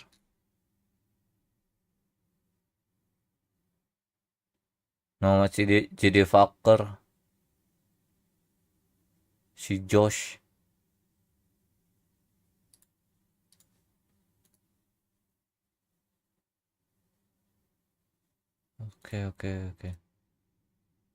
Oke. Jadi ini termasuk udah vakum lama anjir untuk ini. Turnamen ini ya. Nggak keluar gitu si Retla. Gue nggak tahu ya performanya ya. Oke, jadi kick off GenG dapat, master ntar. Lagi ini. Lagi proses dapat poin lagi ya. Otomatis ini katakan cuman dapat GenG doang poin. Liga 1 ini ya salah satu misalkan beda Blade lah. Terus Master 2 nggak tahu, nggak ada. Liga 2 ini kan dapat lagi poin lagi. Nah, kalau misalkan poinnya berbeda-beda 1, 2, 3 jebret, jadi ntar di champion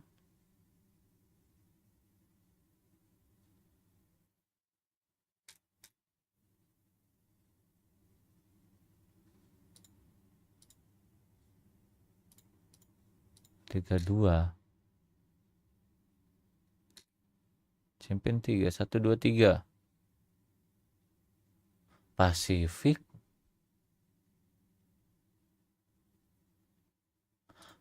poinnya gimana kali, bingung. Nah ini dia udah mulai boy. Welcome back, everybody, to day one of Masters Madrid. I'm Yingsu, once again joined by Mimi and Kakuka, and it's time to talk about the second matchup of today. It is Loud versus GenG. Let's start with Loud because, Mimi, we talk about, teams missing out. NRG are not here, DRX are not here, but Loud are always here. They absolutely are. The color was blue before. We're back to being green because this team always shows up to international events, and what makes it so impressive is that it seems to consistently be a new roster. Loud looked great last season, and they made changes in the offseason. They lost a player who a lot of people considered the best in the world in Ospox, but now they've picked up QCK instead, and Sada, as he seemingly always does, has reinvented this team and made it back to a global. So it would be normal to think that if you have not been following Americas and you see this change and you see that Aspas is no longer in being such a staple for the team, that probably Loud has suffered, and maybe, not seeing them being seed 1 is all that we can account them for. I understand that we've seen some funky compositions, here and then. They rely a lot on the Viper. We've seen some Phoenix. I think that, coming into the tournament, that might be considered a weakness. But at the end of the day, it's exactly what you said. These guys have a lot of experience, most of them, into those international events. And the effect and all that trajectory has to put into play today. Yeah, let's talk about those cons because Sadak has clearly been cooking. Do we like it? Is it our flavor or is it an overcook? I think that it's something that can work. I don't know for how long is the thing. So they're playing Breach Phoenix on 4 out of 7 maps that they're playing, which is crazy to say the least. But the idea behind it is you have double flashes. You can go around on example for Ascent. You can be splitting into a site, use flashes on both sides, overwhelm teams. You have great retakes. You have strong site hits. But what you give up is you have no dive agent. So if you're playing into a heavy Sentinel comp or a team with a lot of stall, you really can get punished for that. Yeah, exactly. Also the double controller or on Ascend. Maybe we even see the Phoenix there. But I understand why they want to choose the Phoenix. I understand that the ultimate is very powerful. The flashes are very weak, in my opinion, because of how they stand. And I think that it is, from the outside, pretty easy to counter. But once you're in-game, there are so many things that you need to remember once you're going up against this combination, that the conditioning actually favors Loud. And that is one of the reasons why they managed to make it so far with this kind of compositions. Yeah, we've seen teams counter them out. EG, for example, did very well at that, even though they lost the series. Pulling out the Odin, shutting down because there was no dive to get through the stall. It is possible to counter this out, but the thing is, the comp has a lot of little intricacies, a lot of little flash combos, little plays that can still catch you off guard that I think give it more depth than kind of initially looking at it would lend you to believe. Yeah, of course. This is the 7th consecutive time Loud have made it to a global event. A lot of other IGLs, they didn't make it, but somehow Kukuka, Sadak, many iterations of this roster, he's always here. So talk me through why he's always making it, and can we confidently say that this is the greatest IGL in Valorant? Nowadays, yes, we can definitely say it. He's been proving it, not only in the server, but actually, you know, getting the team exactly what they need, finding the solutions inside and outside of the server, being that kind of reliable figure that can get through the tough situations and make you a winner. Because it's very different, you know, to just be able to roll with things, to improve things, but actually, Sadak is the kind of player that makes and creates them winners. He certainly is, and it's not just the 7th consecutive Loud that has made it here. This guy has brought 5 different nope, this extremely loud incorrect buzzer wrong. What is right is that this guy has brought 5 different individual distinct rosters to international events. Twice with Vikings, 3 times with different players on Loud. He's the ultimate talent developer. Yeah, and I also think that we can probably just give him the hat, right? The greatest IGL of this game. I'm quite happy to do that. I'm not sure about you guys. But speaking of Sadak, he's actually standing by right now with Mika Fabs. Check this out.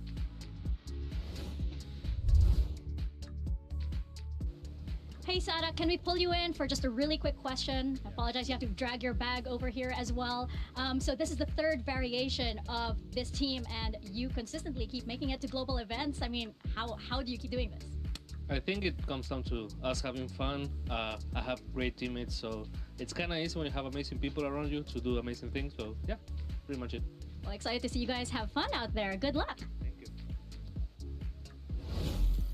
I mean, they must be having fun playing some of these comps as well. But what's in the suitcase? What do you think? His strats. Yeah? All of them? Yeah, it's like the nuclear football he carries around. He has it's Aspas, just in case. I don't think they'll need him. I don't think they'll need him. Kelihatannya ya, walaupun agak sedikit songong gitu ya, dikit ya. Very nicely. I mean, we have a quote from him as well. He was talking a little bit about how he felt about GenG. He said, I know that GenG is one that's been showing a good game. They qualified by winning against a very strong team. This is a team that I'm looking at. I know that the GenG is one that has been but it's not the Loud with Osboss way. He's not Osboss. He doesn't play the jet every map. He's not an incredible perfect dive player in the same way Osboss was. Kita lihat tekstur ya. Apakah aimnya sama kayak kemarin? Kalau misalkan sama, berarti nggak nggak hoki gitu. Apa sebenarnya? Berarti bukan hoki ya menangnya ya kemarin. Sakit sih sebenarnya. Kayaknya gak terima ya GenG menang. Nanti besok, bukan besok sih, hari ini sih jam 10 nanti. Jam 10 malam. But today, Kukuka, they're going to go up against what I would say epitomizes the surprise element we've seen in the regional leagues. How did GenG get here? Well, basically, they beat DRX to qualify here, and it's been a very long time. Be in the finals, just some small team, right? Yeah, just a small team. You might know it. Something about paper. Oh, paper and dinosaurs. Paper people rise up. Paper people rise up.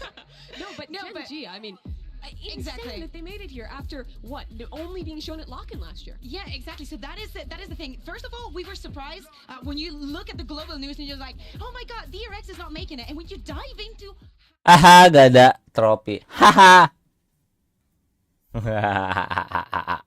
Cuma cardboard doang. Hahaha.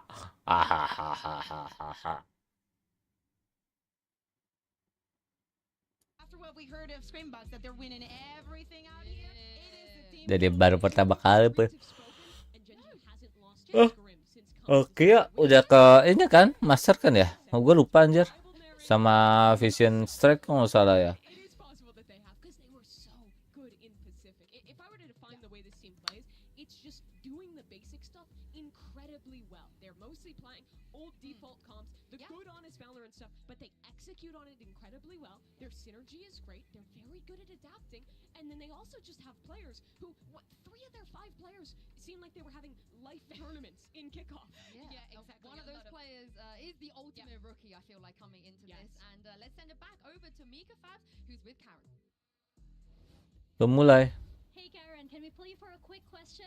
Pacific's Golden Rookie. So this is your first Masters event. This is your first global event. How do you feel going up against the former world champions in Loud? I wasn't playing when they won champs. Oh! Song. You gotta love that answer. You gotta love that answer. I wasn't Ah, playing musik for the world ya. champs. I mean, he's not wrong. He's not wrong. They win after saying that. That's crazy. I mean, it is Awas lu nyabun lu ya. So iya lu. Their qualifying match against DRX, very close game. And then this guy on Lotus won like 4 or 5 clutches in one game, continually stole away rounds from their opponent. It's his first year playing Pro Valorant at this level. It's his first Tier 1 team, and he was out there dunking on the very best of Pacific. I think that what it's also important to remark is the way that they play.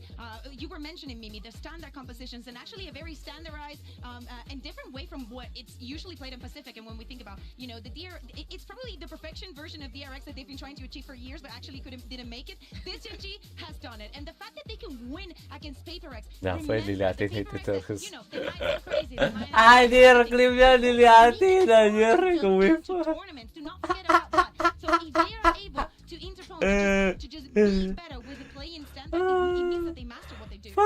Fine. How does Karen compare to the other rookies? Because there's some great rookies. We just saw Narrate, Mimi. Do you think he's going to be up there in that kind of caliber? I absolutely do think he is. I think that the performance he showed in Pacific looked as good as Naren. The thing is, how do you rate between those two international leagues? Because I think we have seen the level of Pacific to some extent not be up to what it was last year. PaperX not playing to the same level, they've said it themselves. DRX not even making it here, whereas I think we saw a lot of teams leveling up in EMEA. But I don't think that means he's going to come to an international event and not play well. I think he can keep this up. The question is, if it's at the same utterly ludicrous level that it was in their last 2 series in Pacific, I think that's a lot harder to achieve. But honestly, I don't think that we cannot, you know, expect him to do super well. Also because of the rest of the players that he has on the team. You have the Munchkin, you have Texture. I mean, Texture finally on a team where he can just play the role he wants to play. He's just on Jet and he's great.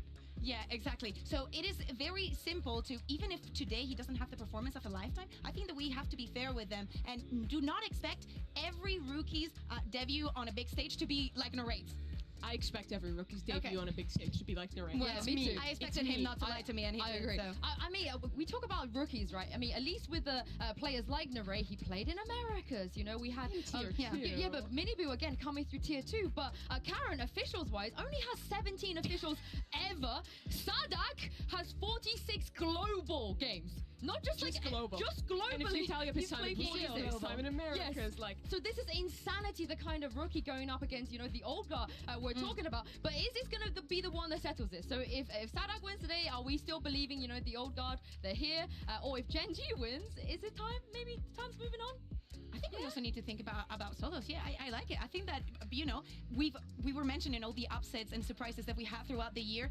This could be a major one, probably one that is not in many people's votes for this match. But I think that we also need to think about what I was saying, solo, joining the team, having that experience, and maybe changing things up and giving this team a different identity. Sure. We have to be fair and talk about all the coaches that we think make the difference. And I think after seeing them today on stage, maybe we can draw some conclusions about it. To answer your question though, Sue, I think that I haven't moved on, but I think the world has moved on. Yeah. Valorant has moved past the old guard, the old teams. That's why so many of them didn't make it here. The teams, though, that are still here with those IGLs who have been here since day one, who have been grinding, that's the proof of the pudding that those are the cream of the crop, which Shadak has already proved in event after event. However, that's not to say that if GenG plays great today, that's not more faith that there is so much talent out there in younger players. Because I mean, how many times do we have to see that? We've seen it with KC, we've seen it with this team domestically, we've seen it with like half the teams here having rookies debuting. I mean, the interesting thing is, you know, we talk about how Karen wasn't there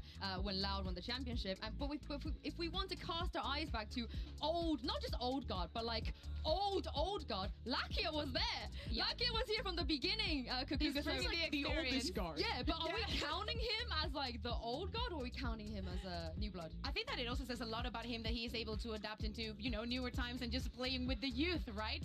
So I don't count him as old guard. I count him as old guard. He was there before Sadak was there, I feel like. No, he actually was. He was there before Mimi was born. No, honestly, when the last time we saw Lakia at a global event, DRX was still Vision Strikers. That's not even like a troll. Like, that's Ngapa just itu what it pakai was. sepatu lagi anjir? And they also times. didn't qualify to a global all the way back then. That was when Lockie was Oh. on new turn. I mean, so much has changed Yep. since this Walk guy out. last showed at a global. Yeah, and what are we expecting from him then? Are we Oke, expecting him to come out and have walk that out dulu ya, experience and walk out. have a stable performance, perhaps? Consistency. That's it. Like you say, Lakia is a steady player. He's always good at the initiative. Okay, walk He's a out, good walk out. initiator utility. He sets up his teammates well. He Yeah. also brings the level of experience that I think will help to kind of keep the rookie stable out there. Totally. For those Udah that siap, it's udah like siap. Their biggest match, their biggest debut. Hey, And I hey. think we have to dwell a bit more into that initiation. We know from, you know, what the teams have been playing and how the meta is. Lama.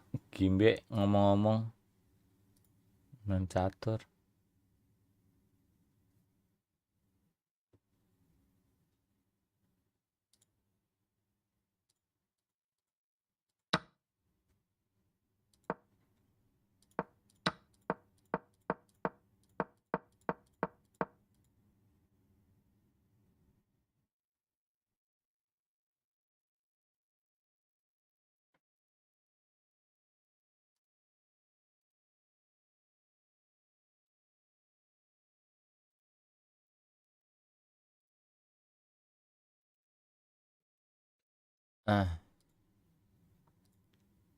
Sama jokes.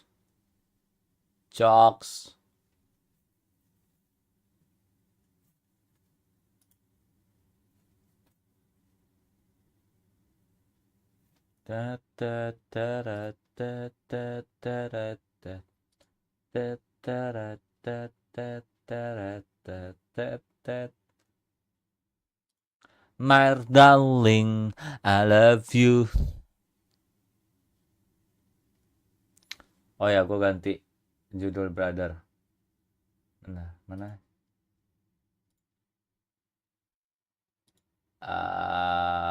Watch party. GenG versus apa sih? Lot.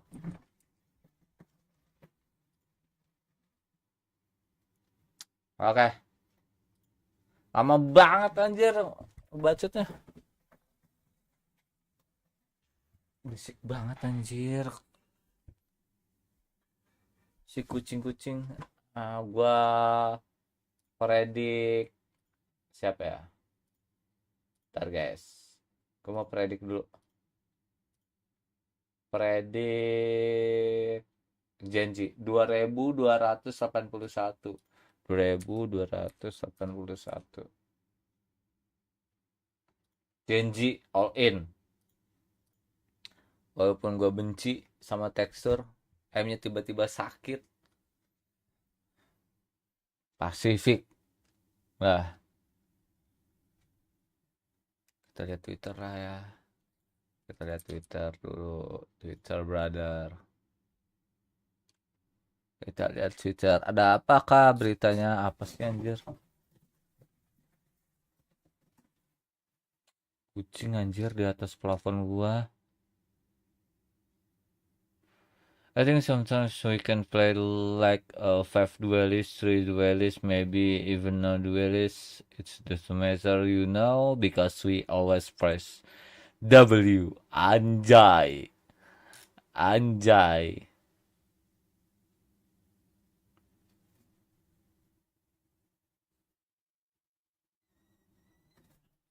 You know the meme with Arnold Schwarzenegger that is like,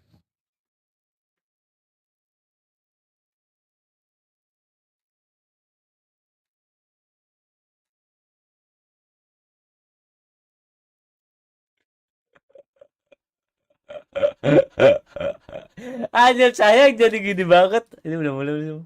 Oh udah. Pick.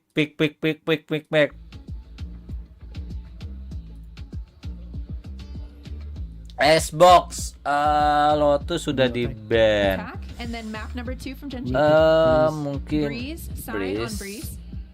Split. Attack. Okay, Split. next set of bans starting with loud. You have Ascent, Bind, and Split. split. Split. Your ban, you have Ascent and Bind. Bind.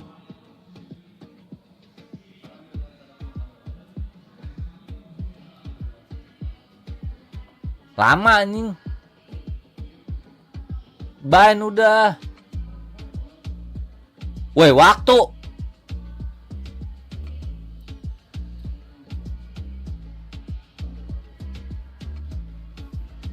Ban bind. Ban Kan? Bind. Okay, so we will play map number 3 as Ascent, loud side on Ascent. Defense. All right. Good luck to you both. Thank you.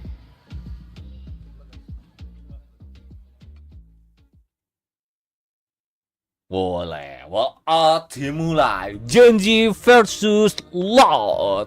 Everybody, so out. The people player GenG. Ceng. Oh, Loud dulu deh. Salah, Cok. Gua kira GenG duluan. Aduh, copyright ini anjing.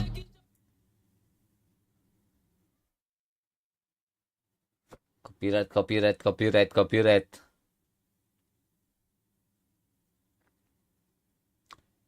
Welcome to GenG.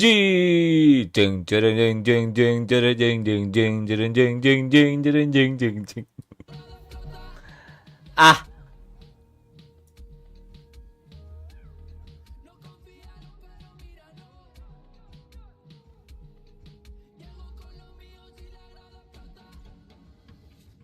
Dada. Emang ada mau dadain anjir. This is GenG's Masters debut, but they have to take on the former world champions in Loud. But hey, this is how they got here by pulling off upsets. But the question is, Kok sepi anjir? It's gonna be tough. My question here Oh, cuma di situ doang anjir. is how good is GenG's prep? Ay. They figure out a way to crack this Gede banget tuh sponsor. Loud has been pulling out. They are playing a style that no one else in the world is Pele. for this GenG team. Pele. They can come up with a game. Yeah, exactly. And talking about the game plan, I think that we need to go back to that map, Vito, yeah. right? Yeah. Because Pele. I was very surprised, and I think GenG was just as Cuman satu surprised doang, when they anjir. saw Loud buying something Satu angle else doang. in Breeze. And of course, Satu they di needed to take situ. a minute to digest what is Visionnya. going to be the plan. Not only they decide to buy something different, I think that if this was a bait and that Breeze had always been ready, GenG just bit right into it. I think it is really interesting to see Loud leaving that open, going into that one. A lot of I teams wonder when what they Len's feel going like to be playing. Probably Viper. Very Thank you, Mimi. surprising. God, yeah, thank you're you. really welcome. Yeah, but I think it is really interesting to see them go into this map that can a lot of times be more flippy. It can a lot of times be one that is one more of gunfight, individual performances. But let's rewind and talk about Icebox, our first map in this series. I think the comp head-to-head here is really interesting. Loud play the Harbor Viper that they have played for a long, long time. But GenG are going into it with a Gecko KO composition, which I think could actually play up against that really nicely. Those flash combos, I think, are better than with that, say, the Reyna Gecko that we saw in that first matchup. It's a comp that you can kind of flood through these walls, fight forward on your defense, and Loud doesn't play against that a whole ton in Americas. Yeah, we also got to mention that this is the first time we're seeing Loud playing Icebox on the global stage once again since the heartbreak they had to deal with in Brazil. So The Icebox incident. yeah, I need to see them come out of it here with more confidence and not to throw away a lead. That's how I'm gonna call the incident. But I think that this is probably the best testing ground, the best. You know, if you want to turn things around on an international stage, this is the moment to do it. This is the way that you do it. It has to happen on Icebox. And to go back into the compositions, I think that is going to be a very, very big clash, and it's going to come down to a lot of the preparation. And it's going to be like the match that we previously had into how to read onto the opponent and adapt bit by bit, because of course you're going to have your ideas and they're not going to align with what you see on the server. Yeah, and for GenG, you know, they Texture have ada to ini ya. prove that they Tato are ya. the #1 seed from Pacifics. You know, DRX didn't even make it here. So for me, again, I'm looking towards them and seeing maybe a closer and more competitive result. Yeah, absolutely. And for Loud, I mean, we talked about this as a team that deals with pressure well because of the experience. But I think they definitely will want to prove themselves that losing that final to Sentinels was just an upset, that they still are the kings of the region. They've never had a moment, be it back in Brazil or once it came together into the Americas League, where Loud wasn't the best team coming from their home region. This is a rarity for this squad. Yeah, exactly. They have a lot to prove, not only today, but throughout the rest of the tournament. They know that the world is watching, but we also know that most of the teams, by getting those reps into kickoff, they actually developed a lot more into how to read their opponents and how to overcome every single problem that they see on the stage. Now, I don't know if Loud has had enough. In my opinion, I think they needed a bit more. But this is Loud we're talking about. I mean, we've spoken a lot about Sadak and Les, but they still got Tui's there, they still got Kawa there. These players, they don't really crumble under pressure. I've made the mistake a lot of Main times of cepat doubting ya, this Loud. Yeah, every time you doubt them, seemingly they come out no matter Jam. no matter me. Every time I doubted, I was like, when did I doubt them? I think everyone has made the mistake at least once in their life. You know? No, wait. Oh, not you. No. Never doubted. Who can tell you when they were playing against Fnatic, I literally want to take a shower, and then suddenly Fnatic just won. Well, let's talk about this agent select here. You guys have mentioned it already, and this is what we're gonna see. Yeah, exactly. But when we were talking about Loud, still having the Sova that probably has lost a little bit of his effect, I think that maybe when you combo it with the Harbor, you can have a little bit more of that sectioning and actually getting the exact information that you want. But I am a huge fan of Attacker win 56, defender win 50. Wah, boleh sih. Boleh sih ini. On this attacking side, GenG is going to be really willing to fight forward, especially Menurut statistik sih 50-50 ya, seru ya. To see how well Loud can contain that aggression and play up against these flash combos, because their strength does come into those light rounds, into the retakes, with a super aggressive double controller utility to work back in. Yeah, and also we don't know what we're gonna get on Breeze either, so I can't wait to jump into this map. We talked about the old guard, the new guard. Let's send it over to some new kids on the vlog, eh? How do you guys feel about Pansy and Hyperx? Let's go. It feels good to have you back, Michael. How you doing? It's good to Sepi be ya, back. Cok. Yeah, missed it? Hari pertama. Vacation. Love that for you. But you have a great matchup to come back to here. What a delight to start on Icebox as well. I mean, some really interesting points from the desk. For me, this composition is such a beautiful head-to-head. And it's partly down to what we saw from Texture, obviously, regionally, and how this is kind of just designed to counter Tui's utility and put Texture in that danger zone. How fun to see him really under the microscope here. But we have to come into a bigger picture a little bit. It'd be a miss. A lot of people at home have been rating GenG. The stocks are high. Talent, analysts backstage, I mean, everyone's been talking them up. Now, it's been quite a few people's first and last mistake to doubt Loud in the past. Am I wrong to still put so much faith in Loud here?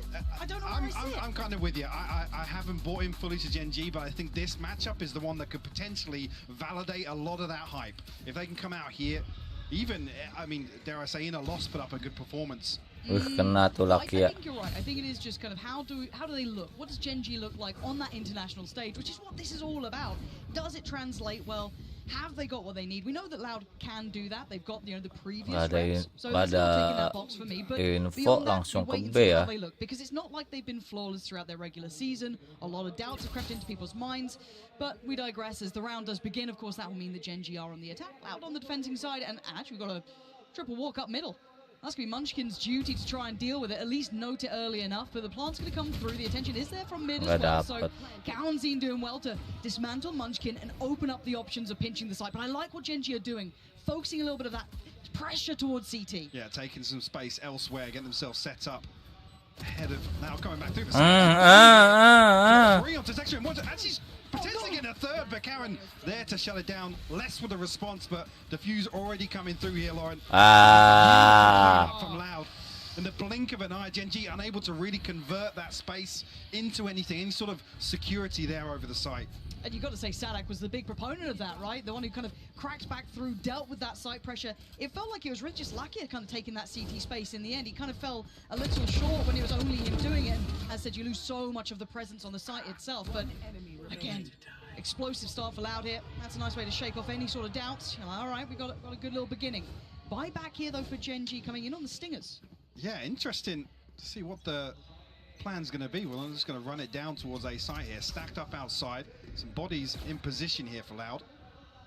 Who is it? We've got what, Tui's just with the Ghost. KODE does have the Bulldog, so there's a little bit of backbone to it, and less as well. So actually pretty well equipped for this. But those Stingers could be a bit of a surprise coming out from this. Once they get into Maze, yeah. Yeah, I want to see how close they can get until the penny drops, right? And it's going to be about now. Texture going to note it, 1-for-1 trade out, less on the back line. Dealing with Lucky, but now this is the problem, right? Can they still control this? Can GenG break into securing this deeper part of sight? There's so many bodies here. Kenapa tuh pakai? Aduh, baru mau bilang aja. Tapi jago. There's two left to find here. So unfortunately, well, Munchkin does find one at range there. I was going to say, now that it actually slows down, GenG in a tricky position. Karen has actually got himself a Bulldog here. And he's been one of the players to watch, right? I know a lot of people talk about texture, but Karen's mechanical capabilities, off the charts. Not going to get it this time, though. Sadak again, just kind of adding that little full stop to the round. No threats in the end. They do recover the Bulldogs that were maybe brought into question, but they're fine. They're back in hand, and they weather the storm. And GenG, that Stinger bite, where'd you rate it on this? I mean, again, if they're able to convert that into getting a little deeper on site here, once this utility kind of fades out, and Loud have these open sight lines, that's where the Stingers then become a little more difficult. Once you're still stuck ahead of sight, nobody's in nest, nobody can really pressure towards spawn or towards heaven. Stingers feel a little flat at that point. Yeah, they fall short. Now we're going to have the Sheriff round coming out. Again, beyond this, I'm just looking for the game to almost settle in. The tempo is very high right now, very brawly. They're both willing to challenge. I want to see if GenG do temper pace at all, or if they continue along this sort of trajectory. This round not really going to be the highest indicator of it, but it's a good time to test, isn't it? You look across, see what Meteor's up to, see what he's finding out. What can he maybe derive from these sort of setups that Loud are playing? Can they pull these rotations? Where's the space? I think KODE maybe spotted 2 or 3 members, GenG there. Happy to give up the space, but Sadak actually almost catching the cross back here. So Loud with a very good read on GenG's reposition here. Meteor didn't find anything on the other end. A very, very lax hold towards B, putting QCK in a position here, but delivers on the first. Munchkin will fall. Yeah, he's not backing away yet. He's still good for another. Yeah, decides can't fall away from yellow. That's not particularly a problem. He's still got the KJ utility to support him. You've still got Sadak controlling middle. The one thing I'll say is that Meteor's got some good info here. This might have to then be an adjustment for the round following, that if they've noticed the deep setup coming out from the KJ, rather than maybe keeping more of an attentive look towards tunnel. Any more damage to be had here. Lakia with a good attempt. No connection. Now just carry on. 1v4. Spike could not be further away, and comfy for less. A clean start here for Loud, a 3-0 scoreline. GenG toying with a little bit of investment here to maybe try and catch them off guard. Any ults nearby? Nothing really on the brink for GenG. A couple of ultimates on the brink though for Loud. KODE one off the Hunter's Fury. Lovely. The lockdown next in line after that. Need to see a response here from GenG though, because the credit's starting to stack on the side of Loud. Themselves very comfortable. QCK looking like he wants to go for the operator too.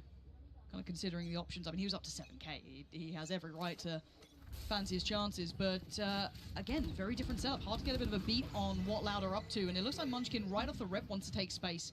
Sadak has to respond, respect that he can't do this alone, because again, look at where they were pressured, where they were looking at the start. Sadak just waiting. He's got the support now. Calling in KODE. 2Es as well towards CT. So they've responded. I don't think that knife was going to really locate much. Clearing close, so they know that yellow is the next step. Yeah, not a massive tell on the back of that. Usually still going to take the space here. Loud happy to concede. Doesn't really seem like there's any pressure point here for GenG to try and exploit. No, I'm looking for that late mid presence, right? Meteor maybe starting to drift that way, but Sadak will be watching it. Whether or not he can win the fight, yet to be seen. Looks like the deep flash is being set up. Anyone going to try and utilize that? There's the high flash going in, and Sadak does find Lucky, but that's not the mid. Nice banget flashnya anjir. CT, and he looks to secure some space, but again, remember, roll your mind back. The pressure on the site was too much. Di atasnya boy. Lu nggak mau belajar dari kesalahan. It's less now, and his texture with a wilder try. Nice bonus. Less out on top, and this again, Loud have lovely positioning Ya on this bonus side. banget sih. Great awareness from Loud to understand how GenG are going to approach versus this composition. Talked about the possibilities behind Munchkin and Lakia to set up texture. See Loud just concede all this space. They anticipate exactly what's going to happen. Gak dibuat main cok texture. Sadak actually shutting down Meteor at the perfect time as well. This position is going to be the death. Even that didn't even catch that. The recon pinging just behind the wall, anticipating GenG had stacked up, ready to challenge 2Es as utility. Did they note the operator? I don't know if that. I don't. Dapat nih. It was QCK mostly holding towards A solo. Mousepad 1. Maybe understanding the possibility, but see if they're fully aware of it now. Oh, Time to dia shine. nggak ada sofa ya? QCK. 5 potential victims. So Stingers again happy to run this. And the right read from Loud. They have the 3 players here. There's the flash to force them away. That was a kill and a half if he got the chance, but lovely side pressure. This is lovely. That's much better from GenG. Boleh Look juga, at how anjir. comprehensive that take was. It's forced them into a retake. It's taken away the operator. This is very nice. There's a few around the lockdown available here for Loud, though, if they choose to invest. And actually, weapons haven't been recovered. So these Stingers need to tuck into sight here. Still find value. 2Es caught here, will fall. Love that from Texture, staying a little bit deeper, willing to put his life on the line, and they're just willing to brawl it. Willing to fight it out. Sadak trying to take the space back, but there's still so many players. This was Sakit outstanding. juga Genji ikonya, really cok. screws on that side take. They want Sadak dead. Trying to get out with the operator, but he's hunted down. Texture close by. Can he keep hold of this? Sadak desperate to. Trying to leave a little note for them on the way out, but yeah, it looks like he's made it away for now. I'm just keep eyes on this, because that is a prized possession, and Munchkin's got it out of his cold, dead hands. Now, Mike, that side take, that pressure, there was no safety there for Loud. I mean, you can see the value from the utility. Immediately, both players force off these early angles. Nothing really from the operator, no pressure on an early angle. And straight away, Texture and Karen find kills, and early on we see this was the intention with that earlier Stinger purchase, but this time around able to find the value on the way in. And Loud have to respect it. Sadar. So with a response there in terms of a kill to trade back for Loud, they have tools, they have the Hunter's Fury, the lockdown to come back into that, but didn't seem feasible for them. Well, they found something that worked. Might be running it again. That was a MasterCard Thrifty too, in case you missed it. That was still those Stingers, those Sheriffs, and now with a little bit of the ults behind it, they should be able to clear sight very comfortably. GenG showing us what they can do here. Obviously known for the individuals, but this execution works well. Now we see Loud with numbers though. This could be the difference. There's the lockdown. There's the counter utility. They're starting to build back in and force them away with the spike planted. How do they deal with the back line though? So what did Loud get done whilst this lockdown's going through? The Hunter's Fury posted as well. Texture. Beautiful headshot here, and Loud seemingly just get nothing but space. Look at the HP bars here for GenG, but less will remove Lakia. Shot, but they're still not on the spike. No. The defuse still not started. There are problems here for Loud. Sadak with the first tap, but it's traded. Again, still numbers sitting well enough for GenG. They're going to break that back line. Belakang lu, boy. He's probably trying to do so. Texture, he's on it, and he's absolutely belting in this game so far. I'm so active. He came all the way back through there and found a kill in mid. Wow. Closes out the 3K on site. KODE did, for a moment, slip the net there, unnoted, but couldn't find another kill. I said it was crucial, really, what Loud could achieve in that time of the lockdown. But it wasn't anything. No safety here. Tui's not even really able to secure a half defuse or anything with the Cove. Early timeout called here from Loud. Probably the right choice, because I mean they've been presented something that they don't have a solution to yet, and that was with a Thrifty and Fury and a lockdown. Yeah, that was meant to be the one where you think, oh, okay, well the last one they caught off guard, maybe didn't have the opportunity to use all that util. Okay, well this time they're still on the full buy and they've got everything they need. That still worked out just as well. So credit where it's due, and starting to see texture warming up here. That's another tick in the box. And I don't believe this time I was really to make many adjustments this early on, especially with this scoreline, maybe to just quell any sort of momentum GenG you're going to get off that Thrifty and a fast hit. Definitely keep our eyes on what the response is if GenG decide to continue with this pace, because now, obviously, Bladestorm invested, there's the pit available, a lockdown of their own in the hands of Meteor, Munchkin off the null command as well, so definitely tools to continue with that sort of pace and seemingly get our site for free off the back of the lockdown and secure with the pit. Now, I'd have to have a bit of awareness here. Well, they want to dig a little deep. Obviously, QCK now no operator to play with. A little bit of a broken buy, actually, if you look at Cow and Zine. Yeah, on top of that. 2 players be able to get that full X2 is brought down to 600 as well.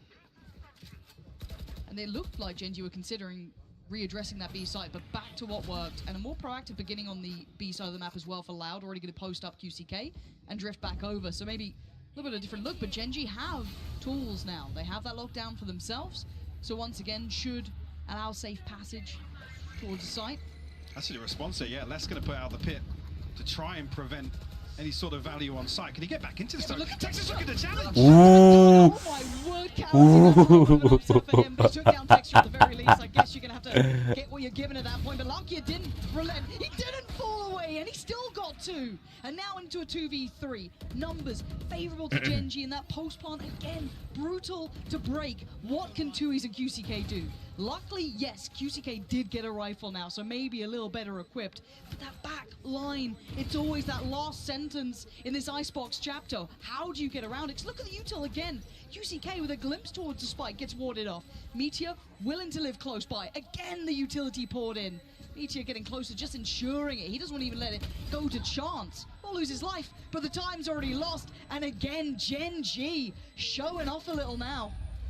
Texture with a hero play here to shut down any sort of re-aggression from Loud as soon as that lockdown's expired. I think it's actually a second ahead of it as well. So he's catching maybe a couple of people with their backs turned. You know, here, yeah, Cowan's it. That's unfortunate to obviously lose less in that situation, because he did post the pit. I was curious whether or not he had the time to get back into that to maintain, but oh, they're loving it. One more round to tie things up. Ketawa. That broken purchase previously. Loud able to maintain rifles here. Feels almost ridiculous that they can get a buyout, right? It just felt so out of Texture catching a stray there. It's the first time we're starting to see GenG re-explore a little, already show something towards B. It's not a great deal yet, but the pace feels different already. So Loud knows something has changed. It's just what's changed. See the pings here. They're also going to hear QCK. Boleh sih GenG cok. See GenG stacking up behind this, leaving Meteor the solo lurk. So QCK will be called upon here. This is a lot to handle. Karo ngapain sih anjir? He's going to fall back safely. Probably the right choice here, but they did lose less on the other side of the map, so almost trade out here, right? You've got less gone, Karen gone, but now where do they go?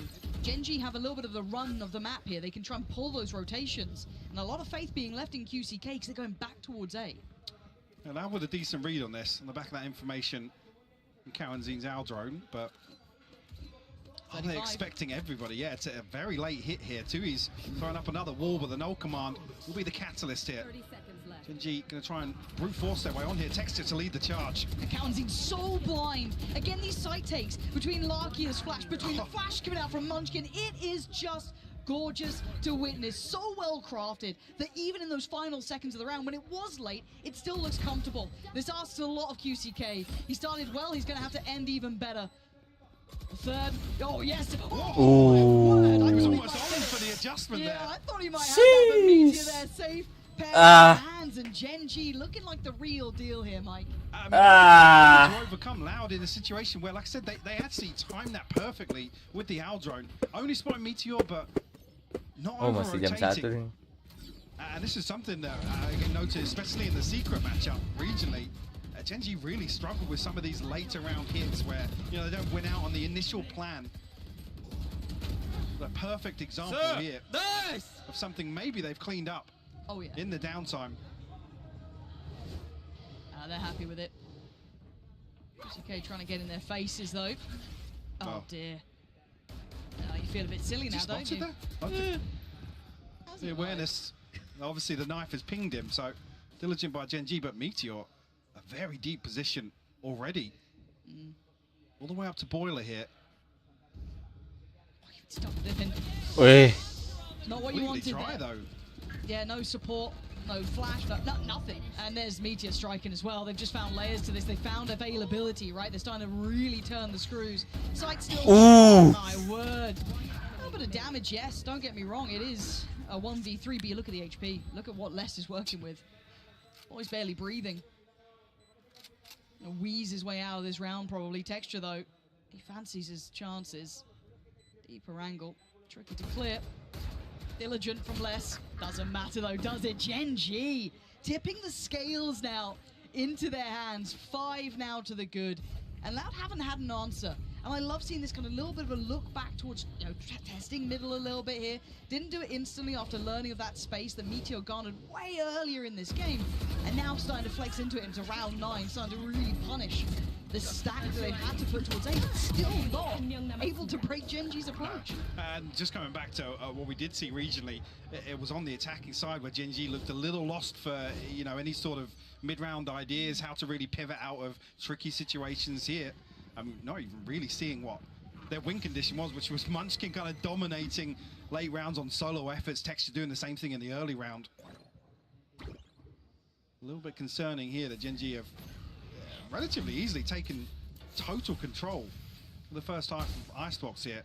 It's only 1 round separating them though. Deep flash, trying to work off the back of it. Texture quarter, yeah. Yeah, a little unfortunate, and we've seen that position do well. Yeah, Loud still seeing such a good read on this B take. But anywhere else, if they go away, they're screwed. A quick reminder of who flawless. The Munchkin. Enggak jadi dong. Does at least have time on his side, but he's got a lot of targets to handle. Goes up. Lovely adjustment, but now there's problems. 9 HP and a bit of a is not where you wanted it to go. Ente boy. Got to do more here. Pressure up close and personal. QCK going to close out the round with a defuse coming in from 2Es, but again, Loud's problems weren't on B. It was that A take that we saw GenG running against them that worked. It's similar to before, where we see them obviously concede this space. They're happy to have somebody watching the backside of this Viper wall, but they anticipate all of this aggression all the way towards Snowman. Less actually the one to shut it down, seal the deal on that control. But GenG already built up a bit of a bankroll with that string of rounds. Comfortable in the purchase, just about getting back towards some of these key ultimates coming online. On the side of Loud. Kaunzine and 2Es, who have theirs available. Operator back in the hands of QCK as well. Curious what he can get done now. Okay, well, it's been noted early, and it's a 3-2 split for now, right? So they're going to try and keep touch on both sides of the map. But Sadak is ready for this. Absolutely not. Karen was holding this. We've seen a couple of rounds of them holding deep like this. It got checked on maybe once, but it's not every round. So a little bit of variety, catching Loud out once again, opening up that opportunity towards A. QCK, you look at the backfield, the timing is everything though. He's got support, 2-3 players all looking towards middle. This is massive, and a great shot from him. He needs to play this out. He needed more than that, but luckily for him, there was support, but Caron again still there. Still getting the favorable trade, still getting the spike back to hand, and it's just less now. They have no idea where he is fully, right? They're gonna lose track of that, but with 50 seconds, what does Les do? I'm curious now of whether or not he's even called a step. Knows that obviously the turret was removed previously. Saving I see. Where Meteor's utility is going to be, I guess by default. We'll be here to hear the plant at least. He's guessed correctly. But it's just... Oh my word! Oh! Caron. This guy is impressing me.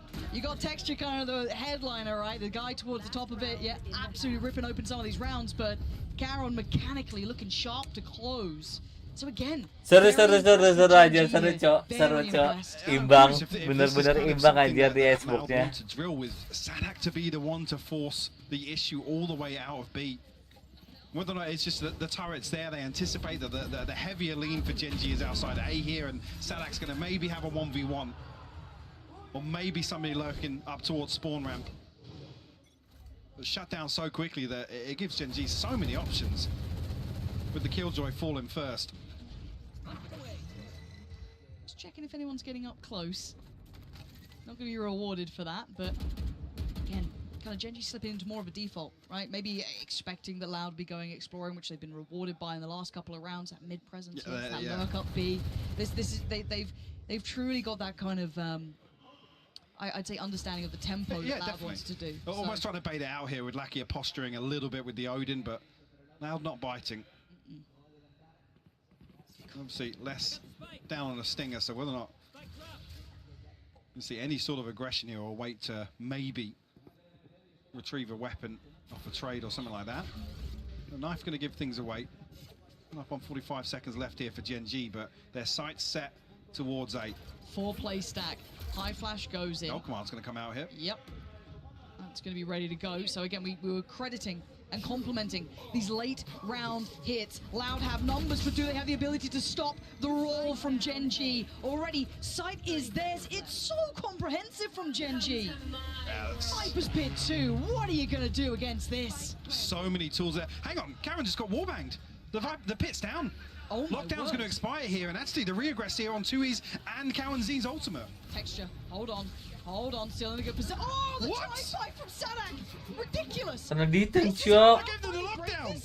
Okay, and there it is. GenG forced to respect it, have to drift away. Still trying to keep eyes towards the spike. Where is this? Great shot towards 2E's. Wants the farm, gets the farm! Gila meteor, cok. Oh, he just jumped a touch forward. Munchkin now, forced to go in here. Has to hold it together. He can't do it. Gila. Seru boy. Boy, seru boy. Ini baru match boy. The final round of this half. So many ultimates in play. The pendulum really swinging. And such a crucial kill to shut down the Viper's Pit. That's the stranglehold that GenG had, Lauren. And that drive-by is ridiculous from Sadak. It just felt inhuman. You know, Loud will give you a couple of those, I think, but I think credit where it's due. That 5-round run that GenG went on was masterful. Outstanding. Let's see what the desk thinks of this. Oh, I'm so happy Icebox is back. What a start that was, and a great half of Valorant, but it's time to jump into our HyperX reflex of moment of the day, and this one goes to Texture. Yeah, exactly. I think that this is probably the moment where we see GenG back into the game after Loud gets all of those rounds, and it's Texture getting all these kills and doing so in a couple of rounds in a row, actually being that determining piece into, hey guys, I cannot go alone. I need you to follow right after me because they're very well positioned. But if we overwhelm them, we can make it through. Texture and Caron, both these players who were great in Pacific, showed up here in the first half. But I think what made it for GenG was that flash combo and how they built those execs. The KO Gecko combo, especially when going A, was excellent, and Loud was always forced to play into retakes. But that's the end of that first half. Loud's retakes really started to step things up. In particular, some of these rounds where they're kind of intentionally playing back, waiting till they hear that flash combo, and then instantly swinging forward to really great adaptation by to bring a half 6-6 that really seemed like it was going to be dominant for GenG. Yeah, exactly. And now thinking about the switch, like how is this going to look from the defense? I want to see Texture just jumping up on them. I want to find that balance that I've seen from them in many other maps, just knowing when to aggress and knowing when to give the space. I feel like there was a bit of overheating coming from Loud in some of these rounds, just because they wanted to show they're the better team, they have the upper hand, and I think that calming things down probably gave GenG some advantage advantage here. Yeah, Loud on this attack side, when they're playing the Harbor Viper, they're really good at kind of playing the mid-round a little bit, using the cascades to take extremities, and then having these powerful late-round sight hits. But again, this is going to be about the retakes. The Gecko KO comp is really strong at that. GenG honestly should be favored here. Yeah, I don't know about you guys. I smell a little upset coming up. But let's jump into back into the second half and see if we are indeed going to get an upset. Yeah, so I completely agree. Smooth on that one. It stinks in here. It stinks. You can smell it. The upset is in the air. 6-6. There is something in this game that we can't ignore. GenG coming out looking good, backing up the words they were happy to bring out that, hey, we weren't here when GenG, when Loud were winning chat. None of that. So it's like, okay, we'll see. We'll see if it's actually there. If it's all just a little bit of hype talk. But for now, quick pace coming out from Loud. Making no secrets of this, but Texture, Lakia, they're all there, and they are all winning out these fights, leaving just Guaranteed and Texture. He's going in! Gelo. Texture, gelo. Gelo, sumpah gelo. That's almost designed to take control back, get themselves back in control of the tempo after that first half, but Loud absolutely shut out of B-side. Bodies in place here from GenG. Texture kayak gini, Cok, dikasih duelist, Cok. Kemarin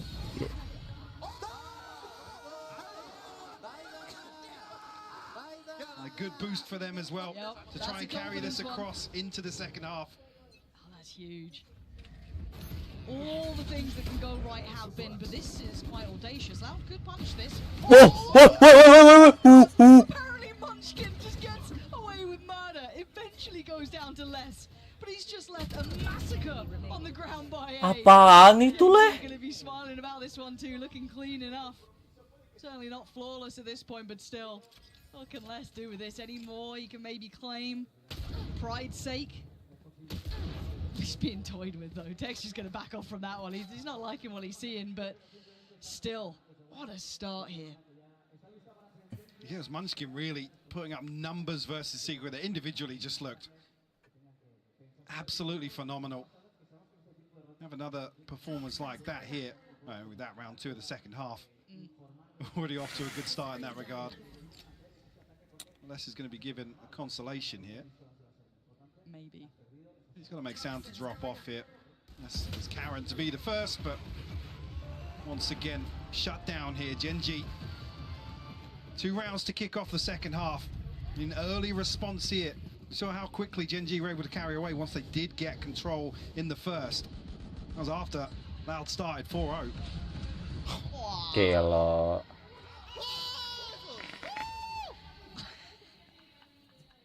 You can't ask for much better, can you? You have your probably, one of your big name players. Texture already having a great start. Then you're pumping up Munchkin as well, starting to feel out the game. I mean, Munchkin's one away from his ult. Yeah. It's in round right 3, there. yeah. Wow, got to answer back here. He's going to get it. So the orb retrieved here outside A. Job done. QCK had a chance there to swing onto Lakia, but respecting it.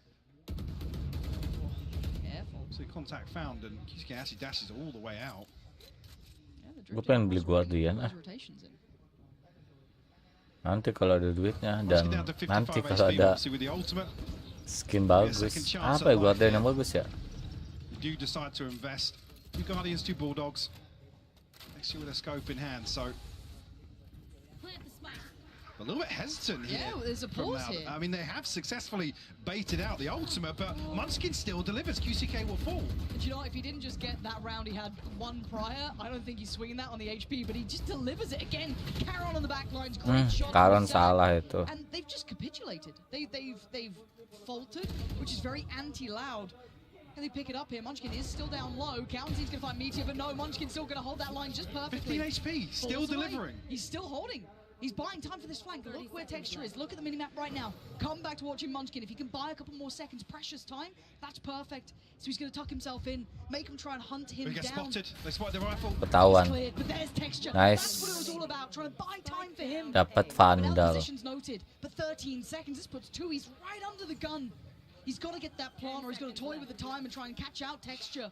But Texture's looking ice cold. He's looking like a killer. He's moving in, closing in, and he's got him dead. GenG off to a Gelo. Beautifully done. Munchkin running down the clock. And actually, the kill comes through. It's traded out at the perfect time by Texture. Tui's just so many question marks after that. Tries to get the cove down, tries to bait it out with the first tap of the spike, but Munchkin, man, like I said, 15 HP, still delivering, digging his heels in here. That's a 3-0 start here. Loud back down to a broken purchase. Some pistols, a stinger. Tui's an ultimate to work with, but not much else really to pin your hopes to. And this point, unless, you know, Loud do rekindle a little bit here, that's... Aduh, nggak mati itu si Texture. And didn't work out. Now down to the 3. This is when I start worrying about the larger picture of the map pool, because we are walking into the unknown after this. I didn't want to talk about it. Yeah, it's early, but it's looking like 10's just around the corner. So it does make me worry about seeing Breeze. It does. So I'm sure the desk will, you know, hit on that afterwards, and we will, I'm sure, harp on about it. But this is certainly scary times for Loud and the fans. As GenG looking. Wah, udah GenG menang, Cok, di map ini. In this. Double digits already here. Loud. I mean, very precarious in terms of their finances here as well, because they're going to buy back in here. Potentially, if they concede this, it's 11. This is a pivotal round in terms of the outcome of map 1 here. Sadak's unable to really convert the damage through the wallbang there. Again, I don't think it really would have made too much of a difference. GenG well equipped on both sides of the map. They're having fun. Every round just seems fun to them, which is, it sounds silly, but it makes such a difference. Yeah, and the concern being coming into round 17, there aren't enough real playmakers in terms of the ultimates here to string together for Loud. They need to do some heavy lifting here to find their way into this. Yes, Tui's is there, but feels a little flaky in a full 5v5 execute to throw that ultimate out. So early. Texas spotted it out as well. I mean, look at how deep GenG are pushing now. Yep. They're so happy to continue this limit testing here and forcing Loud. I mean, look at the minimap now. There's no other options really. Too risky to go anywhere else. So. Well, Loud are still considering it. With 60 seconds on the clock, they're going to potentially re-explore mid or A. I just feel like I haven't seen Loud play like this in a long time. It's hesitant once again. Yeah. Noted it in the first half. Which is bizarre. It could prove a nice little fake, having Sadak do this to be, you know, the one to show. But you're leaving the rest of Loud, you know, QCK, Tui's, to walk into A and just hope they succeed. There's still 2 players there. They haven't pulled these rotations. That's a big kill, though. That is huge. But again, I'm looking at the 2 players on A. Now, less court texture. That's the one that mattered. There is still a man close by. That being Lakia. Can he do any damage? Can he be the man? No. Not this round. Not now. QCK with a quick beheading and looking to dominate, looking to control this site. Make sure it was worth it. A long-played fake coming out from Loud. Very valuable and very well handled. It's just Meteor now. Position is noted.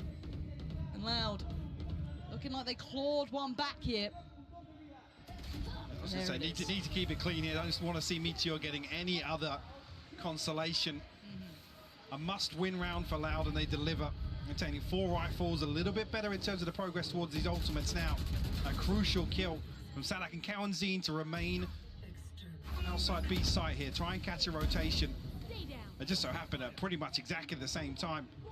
Boleh. I believe it was Texture to fall first and Akia second on the chopping block. Operator back out for Texture here, Blade Storm in hand, but I said with that round victory, actually Loud now with the upper hand in terms of this ult cycle. Nothing available just yet, but look towards the Hunter's Fury, obviously the pit and the lockdown in this composition. All within touching distance. Well, the mid-walk will have limited success, at least initially, because of the turrets. That should alert Loud that there was an attempt, but no one particularly fussed by it just yet. Still very focused on this approach. Again, these 3-2 splits. Last time it was more kind of 4-1, Sadak being the one to pressure towards A.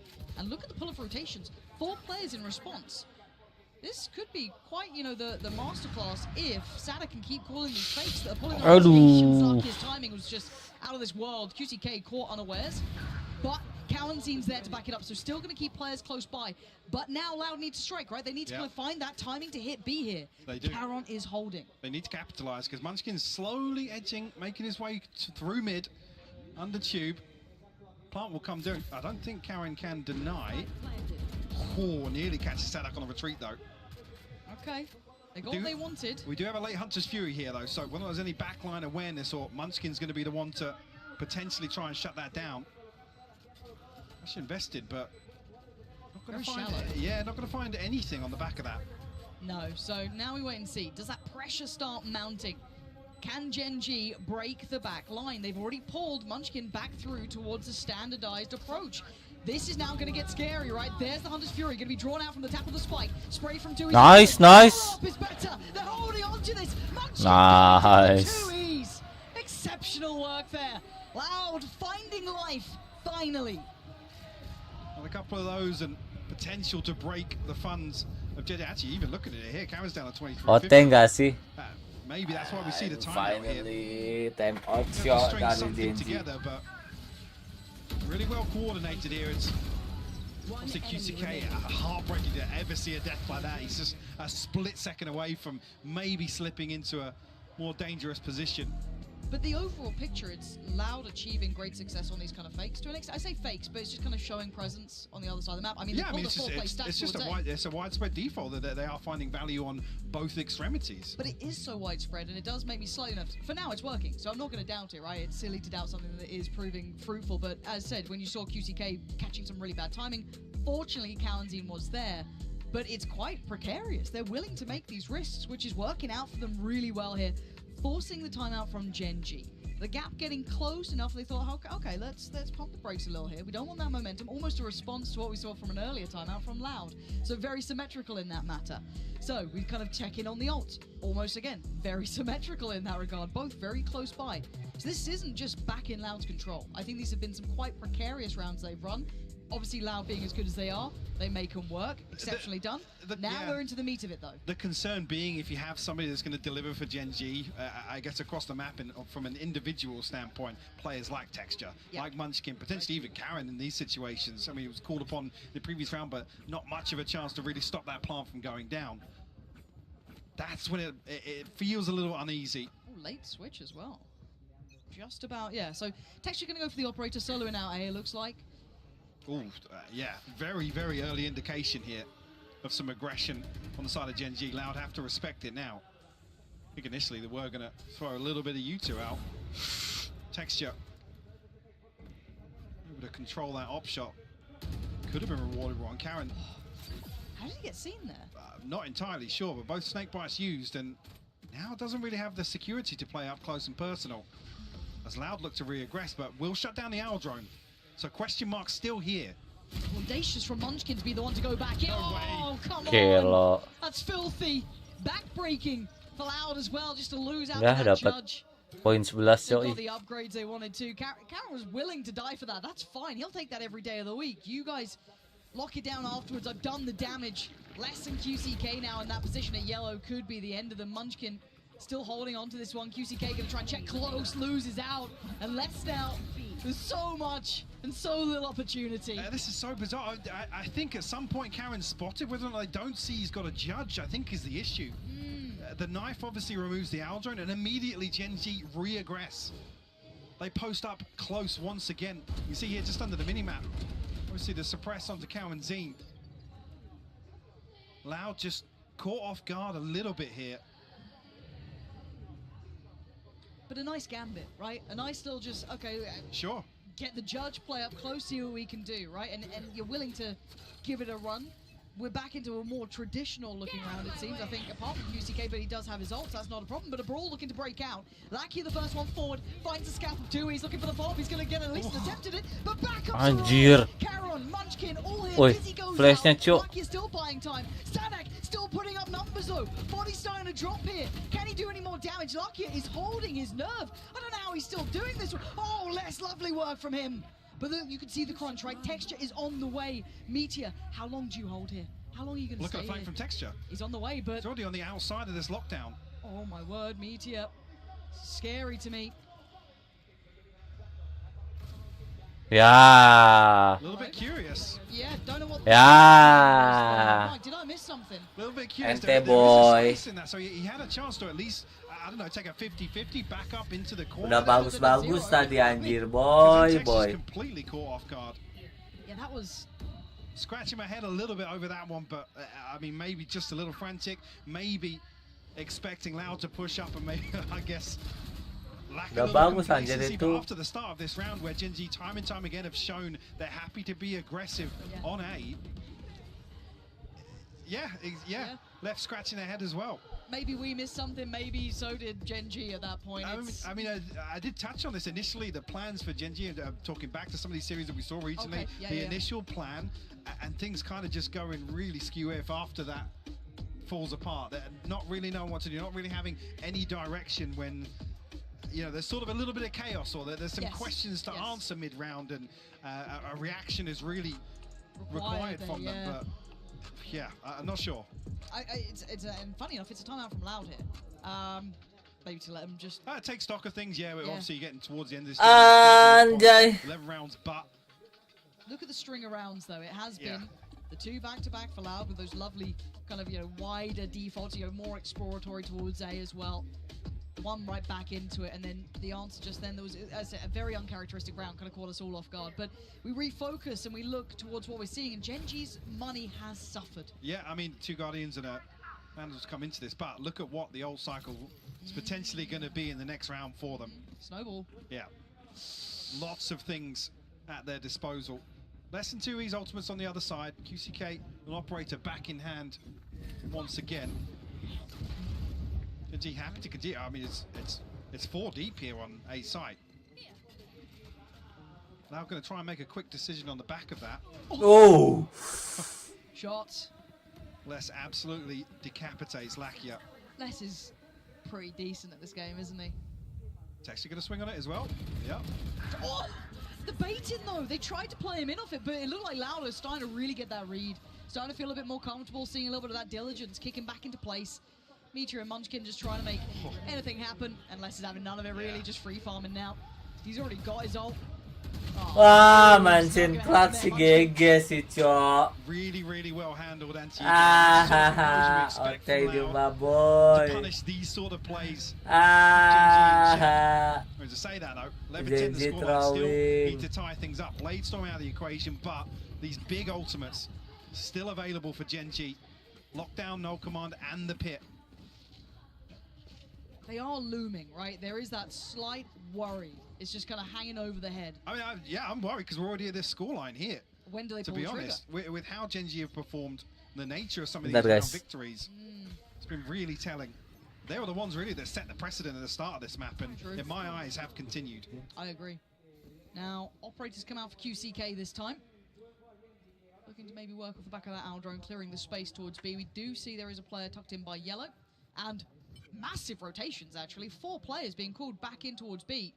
Maybe just off the back of a lack of any audio cues, any presence towards A. Maybe putting stock in this now after falling foul for those A presence plays. But already you can see that flash coming in and the fight starts. Karen with a fantastic double. Finding Les, finding Quarantine, and they are running. Yeah, texture. The anchor over towards A. Sadak. Ooh, he's seen him. Does catch a glimpse. But a crucial 1v1 here. Does he go again? Texture. You can see him. He was considering it for a second, but he thinks better of it, right? Play safe, play your life. The double pump. Wait, yeah, 2E's just completely faked this out with that utility. Look at that spike running. That's so good. And the lockdown. Oh, and you know, if Sadak feels like he's being a Galaxy Brain, get into middle if you feel like he could, but he's going to back up his boys, get back towards the site. They're going to get a plan out of this. They don't know the level of success they've had, but they could not have asked for a better outcome, making the impossible possible. And now how deep does QCK go here?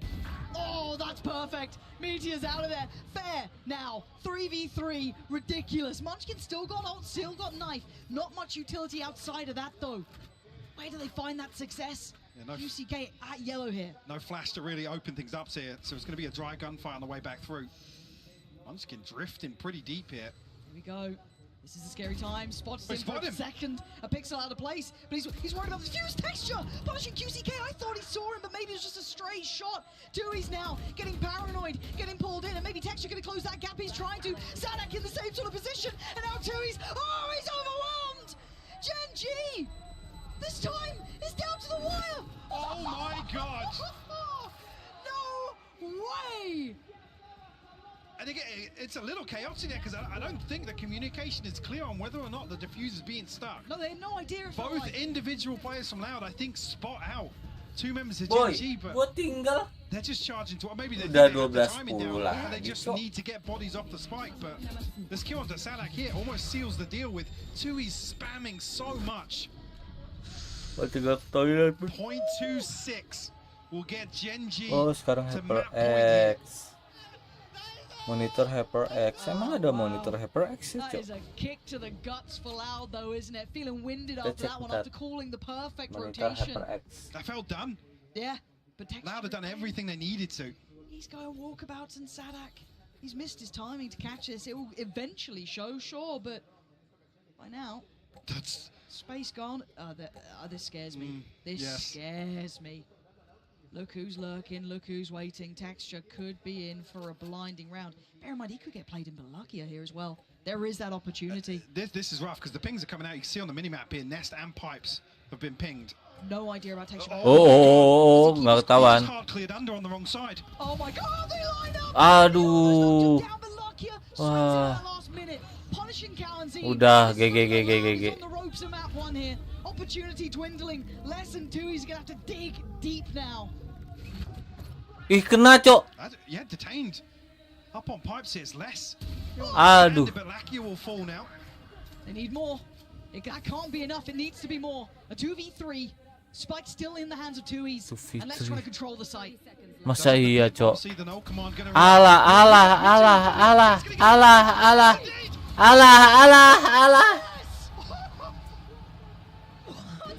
Bujang Ina. And GenG just seemingly no Bujang Ina. that he was gonna stay tucked into that corner. Kenapa nggak santai aja nggak sih ultinya? Lasak banget sumpah Lakianya. Lakianya lasak kan. So clean. I mean, even here to react Santai to nggak sih? throwing his life on the line. God tier. GenG to pump Sumpah the lasak banget Lakianya. breaking round loss. Kenapa nggak simpen aja dulu? Biarin plan. Udah. Regroup dulu. I feel like Loud come out of that gleaming. Definitely with the upper hand here. A pit of their own, 1 away from the lockdown, 2 off the Hunter's Fury as well. And a shot to the heart of GenG, who probably felt like they were closing out map 1 there, Lauren. Oh man. Yeah, come on, you're feeling that, right? Like you as said, you look at that mini-map, you play that back in your mind, you think, how does that play out? You're putting GenG up there, right? That's anyone would. But then there's one man less standing Absolute there. What superstar. What a talent. And that is again, when you talk about value of kills, Les has got 25 kills. He is currently leading by a country mile. Ya, overtime The anjing. value of those kills just then have kept Loud alive in map 1. And the value of round 23 Ada alone, duit. Kan? Broken the money. Yeah. Bodoh Lakia. It's never stopped them before, but in a moment like this, there's still those nerves now. Sadak, if he can sniff this out early on, turret's going to go out. Yeah, Sadak immediately They know they're bolting up to away. something. Yeah, exactly. He can feel it. And Sadak's calls, I've got to say, have been quite nice, especially on this half. I've been liking what I've been seeing. Lakia lasak nih, sumpah. How much info does he get? Okay, a little bit of info. Not going to have the That full weight behind should it, but be it should the be green enough. light. Absolutely is.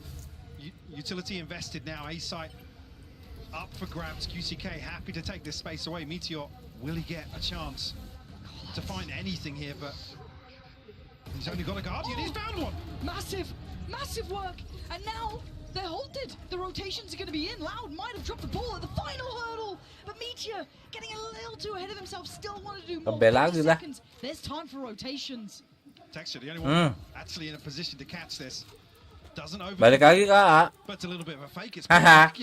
so potentially going to pull Karen as well. They spotted the cross, but Loud immediately drift back towards A. Because and look at the map now. They've been conditioned to respond to this. This is what Loud was doing during those string of rounds. So now it's all on Munchkin. He's trying to play ahead. This is so brave, so bold. He's going to take 1, 2. Oh, I thought a third. That's could have huge, happened. though. But it's massive. The site is open, though. And with Les still alive, there is always going to be a chance. And he has a pit to play with here. 1 snake bite left. 2Es commits to the plant. Aduh. Aduh, hahaha. Overdam si kawan. He's got to try and do something, but so much against him. And look at the reposition from Les. So hard to find, and Tui's going to try and play his life, but Karen takes it away. 1v1. He knows where he is, but what are you going to do Les is about wrapping it? heaven. It's buying so much time. Kayak Can expect he sih. get a safe defuse here? I don't think he can actually get an Can angle he on spam this. it? Can he stop this? Because Karen ain't stopping. He's going. No way! With 13, and it is GenG steal away the 13th round. Heartbreak for the hero Les, having to watch that GG. slip away. Ah, gara-gara rakyat. Oh. Closing out with a Red Bull clutch versus none other than Les. What a ridiculous. Untung Manskin ini outplay anjir. Want to conclude. And the penny drops just too late here. Bloody hell. What a map one. What That a was map ridiculous. one. Come on, this has been unbelievable. I've got to have the desk Oh, thoughts. God. I've got to have map 2.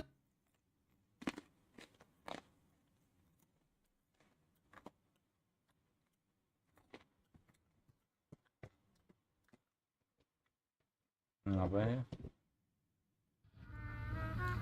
I like the flames. Thank you. I'm Yeah. pretty hot right now. Yeah, you know the meme with Arnold Schwarzenegger that is like, yeah, like that? Oh yeah. Yeah. Yeah, I think that's better. Será que nós é rockstar mesmo? Eu não sei. What makes America the most competitive region? I would say we have the best duelist in the world, for sure. We have Aspas, we have now second. QCK is proving himself. And we also have a lot of world champions. We have one on your team, for example. So make us great for sure.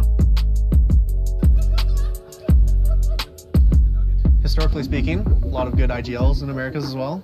I love how you are playing more women now, insane TPs.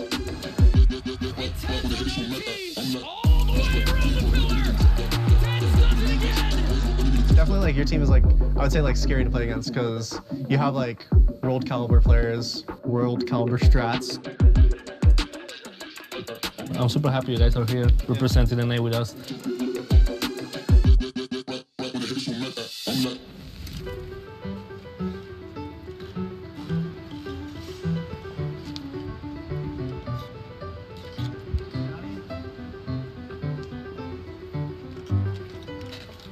I think Masters Madrid is going to be absolute cinema. More like absolute defeat. Director's cut. Anjay. Celebrity coming through.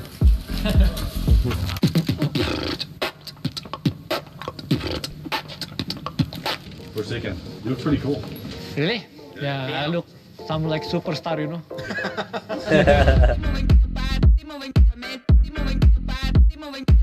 Can you guys tell me about the Pacific playstyle?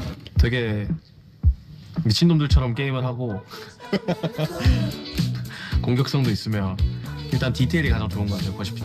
I think sometimes we can play like 5 duelists, 3 duelists, maybe even no duelists. It doesn't matter, you know, because we always press W. Are you guys going to take down Americas in Madrid? Maybe. I mean, they kind of beat us before, so maybe some revenge, you know. HyperX요? 진짜 너무 사랑스럽고 소중해요. 진짜 Gelo. 젠지 파이팅!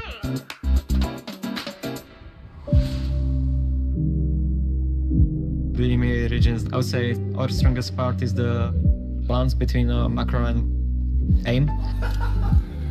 Oh, we actually are the future of EMEA. It's Fnatic and Navi, we're both top 2 in EU. We both knocked them out. It's pretty crazy, isn't it? Yeah. Congrats to making it there. Thank you, man.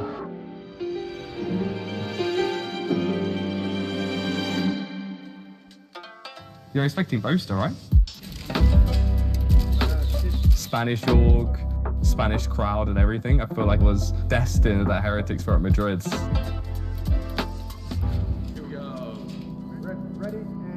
People, they think it was a fluke. We're gonna show them that it's not. It's time for the new generation to take over. You got this, bro. One of us will make it to the finals, mate, I promise you. 今天特别开心能够跟方 pass 他们一起来到这里跟他们拍摄，然后今天也能跟 Life 在一起，然后在马德里又相见了嘛。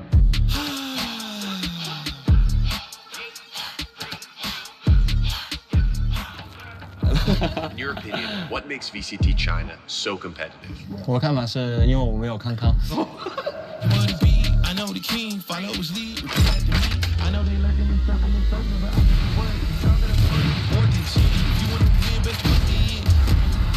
然后更多不被更多的爆发力，还有那些不被他们所预测到的那些东西，我觉得 VCTCN 大家的这个环境都挺好，不仅是你跟我，是整个环境其实也更像一个家庭 family 那种感觉，对，兄弟。Fala, manito. Quanto tempo, hein? Um aninho. Um aninho, demorou. Tô atrasado, né? Demorou um ano pra eu ganhar. Aí você deixou ganhar também, muito Não, obrigado. não, inclusive. jamais. Valeu. E agora, né? Muito feliz que estamos aqui, internacional juntos. Internacional juntos. Muito tempo, cara. Tentar fazer a final, né? De novo, igual Américas. É isso. Final América contra América. Exato. Fotinha? Fotinha. Vamos lá.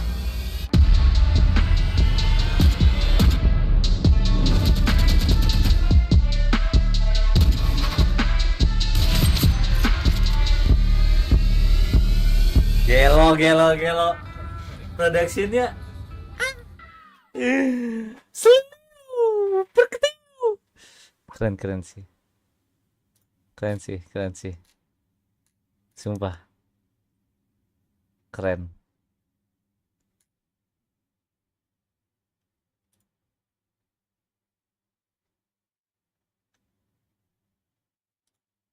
Keren.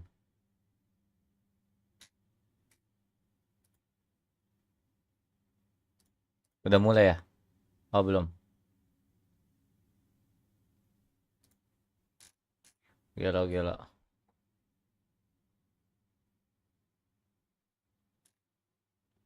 Oh iya, gue mau ngeliat HyperX monitor. HyperX monitor. Kita lihat ya. Murah, Cok. Murah, Cok.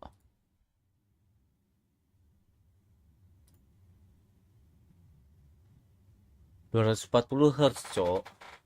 IPS lagi, bukan TN.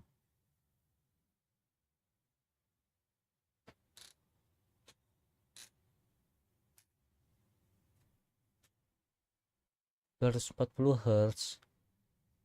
7,6.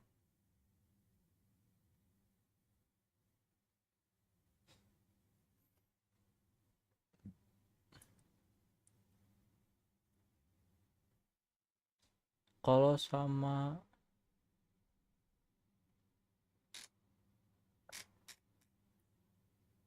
Zoe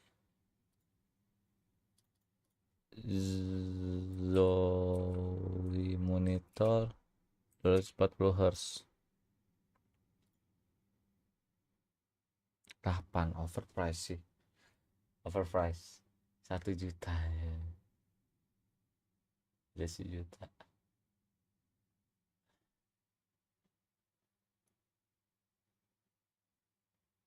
Cuman dia berapa milisecond, 0,5 milisecond. Ini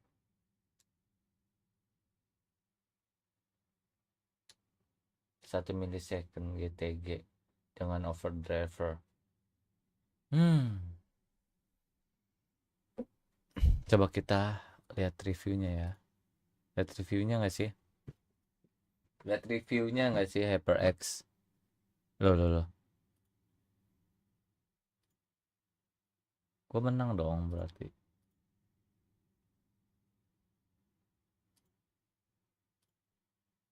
Congrats, weh.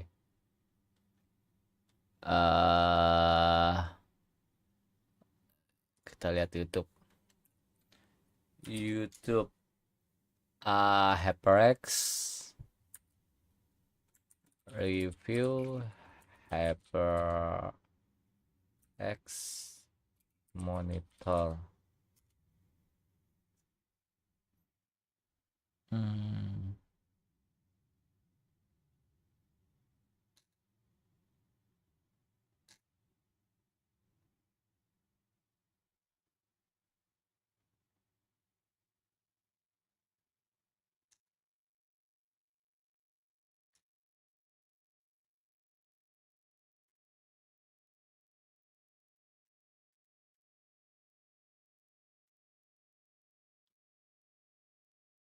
Coba kita liatin ya.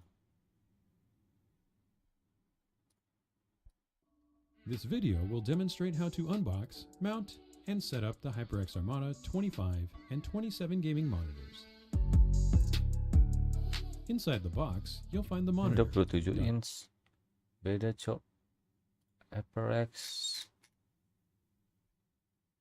25 inch. Review.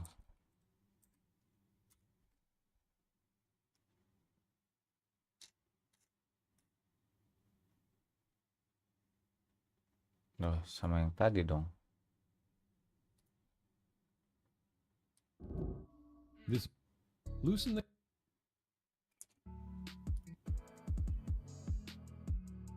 Ini mounting HyperX juga kah? Iya, cok, mounting HyperX juga, coks. Coba kita lihat toko HyperX-nya.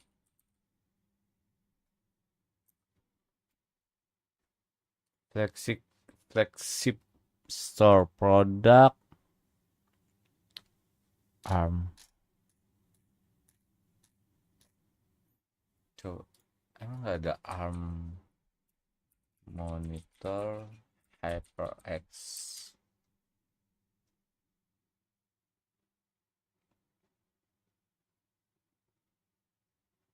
Bracket monitor Armanda. Single gaming one. Ini sih bagus sih.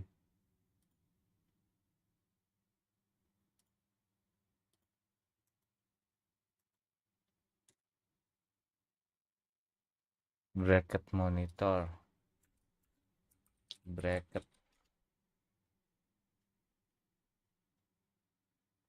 Cemical.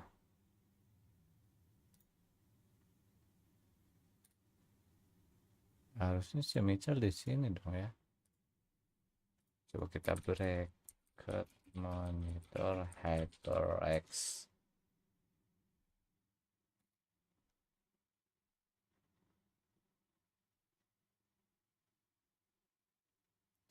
Baru keluar, cok. Baru keluar ini, cok. Oh, udah mulai, cok. They were fighting into bringing back that chaos that we have been mentioning during the day. I think that this is probably what they intend with this composition. Is not only being aggressive every round, is planting the doubt in your opponent's mind that Ayo kita berjudi lagi. Think about the implications for Loud though. The team that has made 7 international events in a row.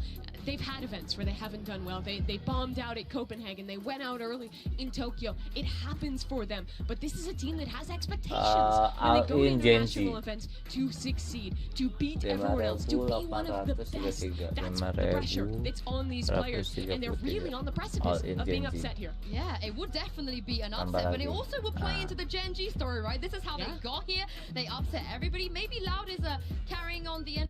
Tarik. Ada poin berapa tarik? To lose to a Pacific team on the opening day, that's just tradition. So with NG not being here, somebody else has to do it. But I want to give some credit to Solo because we want to talk about old guards. When Lakia was here at the last global event, Solo was his teammate. They played on the same team. Dengan Lota 3.402, 3.402 into a coach and also come up with all these cool things and structure things Lot. that we've seen. Yang lain pada GenG. Nah, ini kan tadi kan gua GenG di Valorant. In the late round, that setting each other up well with utility. Ditarik The basics, the fundamentals, sama-sama. at a really high level. Sure, it sometimes descends into the clutches, into the madness. They Ada can gue sih thrive Lot there sih. too. But I think that's the Map identity 3 that gitu. Solo has instilled in this team. Yeah, exactly. But hey, this was just one map. I know that we're very surprised by the performance that we saw there at Pacific, but I think that going into the tournament, GenG is going to be able to learn a lot from their opponents. I think that from this Icebox, even just today, after this day is over, they're going to have a lot to learn, and I don't think they're going to be the kind of team where next team is going to beat Icebox into them and kind of dismantle them. I don't think they're the kind of team that is going to struggle with that. Well, earlier we asked you guys at home to vote in the MasterCard fan poll on which international league will win it all. I wonder if things might change. Let's be honest. This game. Let's be honest, Sue. Everyone who voted Americas was you. Was no, part of no, was Sentinels. Everyone who voted Americas is Sentinels. The question's not in Portuguese. It's in English. It's all Sentinels fans. I am Spanish and I speak English. And you say that's true. I mean, obviously, Brazilian fans also do speak English. Some of no them. one from Heretics voted here because I feel like you're putting some words in my mouth that I didn't really say. All I'm gonna say is I want to run this poll again tomorrow, depending on what happens later today, and see. But I'm gonna put a pin in that because the map is ready. We are also ready to dive into Breeze and hand this over to your casters. Here's Pansy and Hyper. Yeah, I don't really know what we're walking into, Mike, if I'm completely honest with you. We kind of theory crafted. We're free balling right here, to be honest. Free falling, I think, is actually the phrase. Yeah. But no, genuinely, because we were kind of like theory crafting veto and kind of talking through options and what we thought might come out. Breeze was never in that conversation. No, it isn't. And to see GenG now pull out a little bit of a switch up as well is a massive concern for Loud, because through all of the Phoenix and Breach and all of the, call it madness, call it over, whatever, we come out here with this composition on Breeze. So that does actually bring into question whether or not it was left out here, and you know what even happened with the veto. And again, won't speculate until we do get an answer or something in an interview. But was this a potential to see today for Loud? Period. And if so, look, what's the response to that? Because if you look at the rest of the map pool with QCK coming in here, and I mean, I was having this conversation the other day with GB. You make anybody play that much Phoenix, and they don't come out looking like the best choices. I'm sorry, they just don't. So to come in here and sure, it could be a bit of a reassurance that we do see him on the jet. It's a bit more of a vanilla comp. Then maybe Loud dial back into where they're classic. Yeah. Loud. It does feel like they somewhat baited the veto, right? You know what I mean? Like you permaban something for an entire season. Basically, I say entire season. It was kickoff, so let's Yeah, but and again, it's weird because it feels like a small sample size. Yeah. But for what it is, it was their perma takeaway, and then to adjust and leave it open as an option. If you're GenG, you think, well, surely that's... Breeze is such a... for me, it always becomes such a question mark on the day. Another team can simply just out-frag you and beat you on Breeze. Unfortunately, that's just the way it happens sometimes. So to have it as kind of like a... maybe... That's why I'm hoping for Loud. It's just something... It's something of a pocket pick. You're hoping so, right? Is your permaban your pocket pick? My brain hurts and I'm scared because if I'm going to be honest, I'll be transparent. First time for everything in esports. Icebox I thought was going to go Loud's way, just because from what I'd seen, what I expected, I thought, okay, I'll put it there. Close game, but Loud's favour. For all intents and purposes, this should now be a 2-0 in my eyes. If we're going off what we've seen, what we expect, I don't know. GenG didn't look fantastic at this regionally. I mean, they struggle versus RRQ, and to come out now with a new composition. Jadi ganteng gitu, Cok. Stood the test of time playing against teams like international teams, the teams that bring out Kerbals, your Fanatics, your HyperXs. Is this going to work? When you take map 1 in the nature that it did, it might. I don't know. There's a lot of theory crafting, right? We can sit here and just kind of talk it around the houses. There is a little bit of delay. If you didn't notice, there's not like a tech pause delay. Like they haven't done the. They haven't flown they haven't flown a banner. I think they did that on purpose. One. That's a short one when they're not doing that, which is a good thing. So sorry, watch parties. You'll have to actually say something to your chat for a little while. Get to work. You can just chill out afterwards once the game starts, like normal. Sliggy. But genuinely, that's who you were throwing shade. I was curious of who you were directing at. Yeah. Gotta go. Sliggy's definitely drawing something right now. You reckon? He's on the map? Well, he should be. Let's put just a chair on the stream. All the dead footage we've got going on here. Belum mulai, Cox. Oh, for once, it didn't pass back. Usually it must be... That is because of producer Kevin. We've bribed him enough, and we just start swearing at the camera, so he knows better. Producer Kevin, one of our favourites. And now you said that, there is a very high chance he'll just throw us on camera. So I'm going to sit down. There'll be a flash of us ahead of the map starting. I do see. The countdown's begun. I do see a clock ticking down. Sorry for the delay, folks. It's us. Okay, mulai boy. So since Mike's back, thought we'd treat you again. But roll your mind back just a moment or two ago. Map 1 was mental.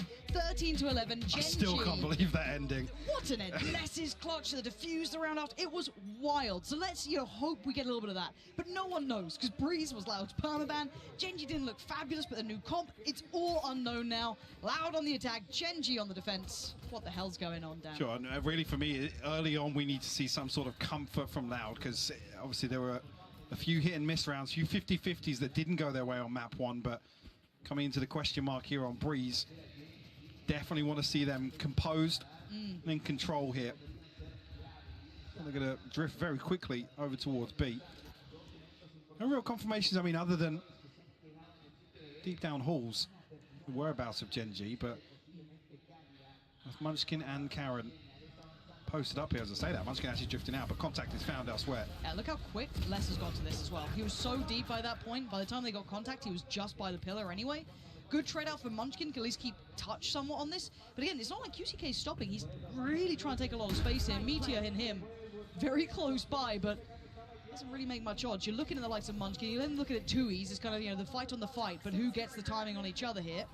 And actually, looking at this, Munchkin's got a lot of room. Finally noted by 2Es. Good timing to turn. QCK not going to spot Meteor. Crossing and Loud. Very comprehensive pistol there. Never really in doubt. Trade comes through and Loud able to just steamroll their way onto B site. See if we do see GenG toy with the idea of any purchases once again. Yeah, because they went for that Stinger buy, didn't they, before? The Stinger purchasing the Sheriffs to follow up as well. Let's clean up here from Cow and Zine. Maybe looking for, I mean, we don't say this often, but maybe looking for some early confidence boosters for Loud. It's not often they ever really have to rely on those. But hey, it's, I think seeing the teams that have come out to this, hey, nice, there we go. Not bad at all. Did actually take damage from that too, but seeing the kind of change of the guard, right? Yes, I'd say that Loud are one of the only remaining old gods here. There's very few who've been able to stand out, and yeah, of course there's roster changes to it, but still at least having a core who's been to previous events. It's a whole different world this year in Valorant, and I think a lot of teams know it. And right now, GenG showing us a great deal. Good little work from Les there, unfazed by the pressure over towards pushing out on B. A little bit of attempt in middle. This round somewhat of a throwaway, it feels like, as it is just kind of Meteor ya. Baru ngeh gua. That's it. QCK looking to explore though. Hey, Les actually pulling a rotation here, was not Meteor and Nakia considering digging him out, not with the rotation coming through. So Karen will be called upon here. Sadak just turns his head at the wrong moment, but 2Es from the back lines. And QCK with his deep position will punish Lakia's rotation. Meteor just going to try and get an orb. Constellation will find a third from his death. There's some early progress towards it, but really much else for GenG really to work off of. QCK does catch a glimpse. And a 49 HP though, did take the tag with the classic. The third on the round for him. Outlaw wins. But still, I mean, it's just like, in my mind, I don't know what I make of this yet. It's still so early. I'm still waiting for it to crumble. I think map 1's left me reeling. I'm nervous about this game, Michael. Yeah, I mean, already, like I said, if you look at this veto, obviously, Breeze's surprise, yes, but like I said, I wasn't buying into it too much, but I still would have expected Loud to come out on top on Icebox. Just seeing regionally where GenG struggled and where you'd expect a team like Loud and what we know of Loud to really excel at. I mean, Loud losing out on clutches, right? Coming down to 1v1s and then losing a map because of it.